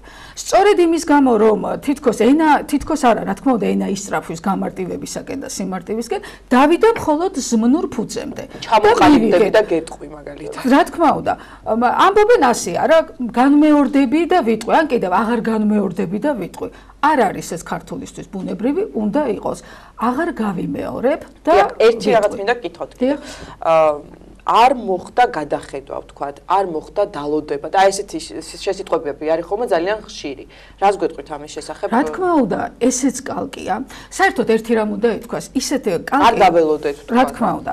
აი ეს კალკის ფორმები, რაზეც ახლა თქვენც ისაუბრეთ და მეც ვამბობ, საშიშია იმ თვალსაზრისით, რომ ნახეთ, ასე ვთქვათ, შეუიარაღებელი თვალი ამას ვერ ამჩნევს, ფილოლოგი თუ შეამჩნევს, რას გულისხმობ? სიტყვებია ქართული, მაგრამ გრამატიკული წყობა არის უცხოენოვანი. ამიტომ, როდესაც საუბრობთ, სულ არ გონია, რომ შეცდომა ბარბარიზმი, ასე ვთქვათ, იოლად გამოიცნობა. იმიტომ რომ იცი, რომ ეს უცხოური სიტყვა. მაგრამ კალკებთან ეს პრობლემა დგას და ამიტომ ყველა ამას ვერ ამჩნევს. აი თქვენ მიერ დასახელებული შემთხვევები, მაგალითად, განხორციელდა ხელფასების გაცემა, მოხდა კანონპროექტის შემუშავება, რა, და ასე შემდეგ. ეს არის კალკის ფორმები, ქართულ ზმნას შეუძლია ერთი ფორმით. თქვას ეს, ხელფასები გასცეს. და არ არის საჭირო დამატებით, როგორც ეს სხვა უცხო ენა სჭირდება, რომ აღწერითი ფორმით და დამატებითი სიტყვა გამოიყენოს, ისე როგორც მოხდა ხელფასების გაცემა, ეს ქართულს არ სჭირდება. ამიტომ არ ვარგა. ერთი სიტყვით რისი თქმა მინდა, ეს გაკითხული იქნა, მაგალითად. წაკითხული იქნა, აი ასეთ ფორმებში შემუშავებული იქნა, წაკითხული იქნა, რა თქმა უნდა, ესეც კალკია, მაგრამ იმ დანარჩენ ფორმებისაგან განსხვავებით უნდა ითქვას, რომ იქნა ფორმა, ეს არის უკვე, როგორ ვთქვათ, ოფიციალურ საქმიანი სტილის ნიუანსები შეიძინა და ამ სფეროში დამკვიდრდა როგორც ოფიციალური სტილი. ამიტომ, მაგალითად, შემუშავებული იქნა და დადგენილი იქნა ჩემ რომ მკითხოთ, მაინდა-მაინც იმისი ტოლფასი უკვე აღარ არის, როგორიც არის. უფრო უკეთესი. ანუ უკეთესი ვარიანტი. ოფიციალური სტილია, მხოლოდ და მხოლოდ. როდესაც არხებზე და ტელევიზიაზე საუბრობ, ძალიან ხშირად გვისმის ესეთი ფრაზა და ესეთი სტილისტიკა, ყურებადი არხი, ყურებადი გადაცემა. ეს ცნობადი პიროვნება კახა მიქიაშვილი ბაშუაში იყო. ცნობადი. ას გადამომაბრალეს. სხვათა შორის მაგასთან დაკავშირებით უნდა ითქვას, რომ აი ეს ად მაწარმოებლით გამოყენებული სიტყვები სხვათა შორის ძველ ქართულშივე იყო. ასე რომ ეს იმ რანგისა და იმ რიგის ტიპის შეცდომები ნამდვილად არ არის. ანუ შეგვიძლია ვიხმაროთ.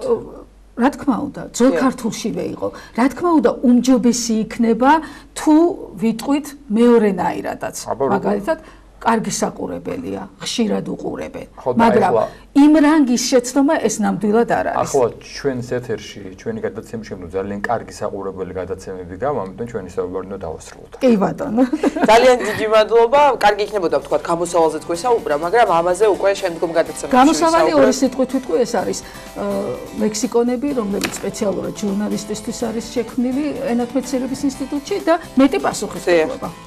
ძალიან დიდი მადლობა შევახსენოთ მაყურებელს არნოლდ ჩიქობავას სახელობის ენათმეცნიერების ინსტიტუტის მეცნიერ თანამშრომელი, ფილოლოგიის მეცნიერებათა და დოქტორი ქალბატონი თეა ბურჯულაძე საუბრობდა სტუდიაში. დღევანდელ გადაცემას კი კახა მიქიაშვილი და ელისაბედ აბულაძე უძღვებოდით. დიდი მადლობა რომ გვიყურეთ. ბედნიერ უქმეებს გისურვებთ ნახვამდის. ამავალ შეხვედრამდე ბედნიერად.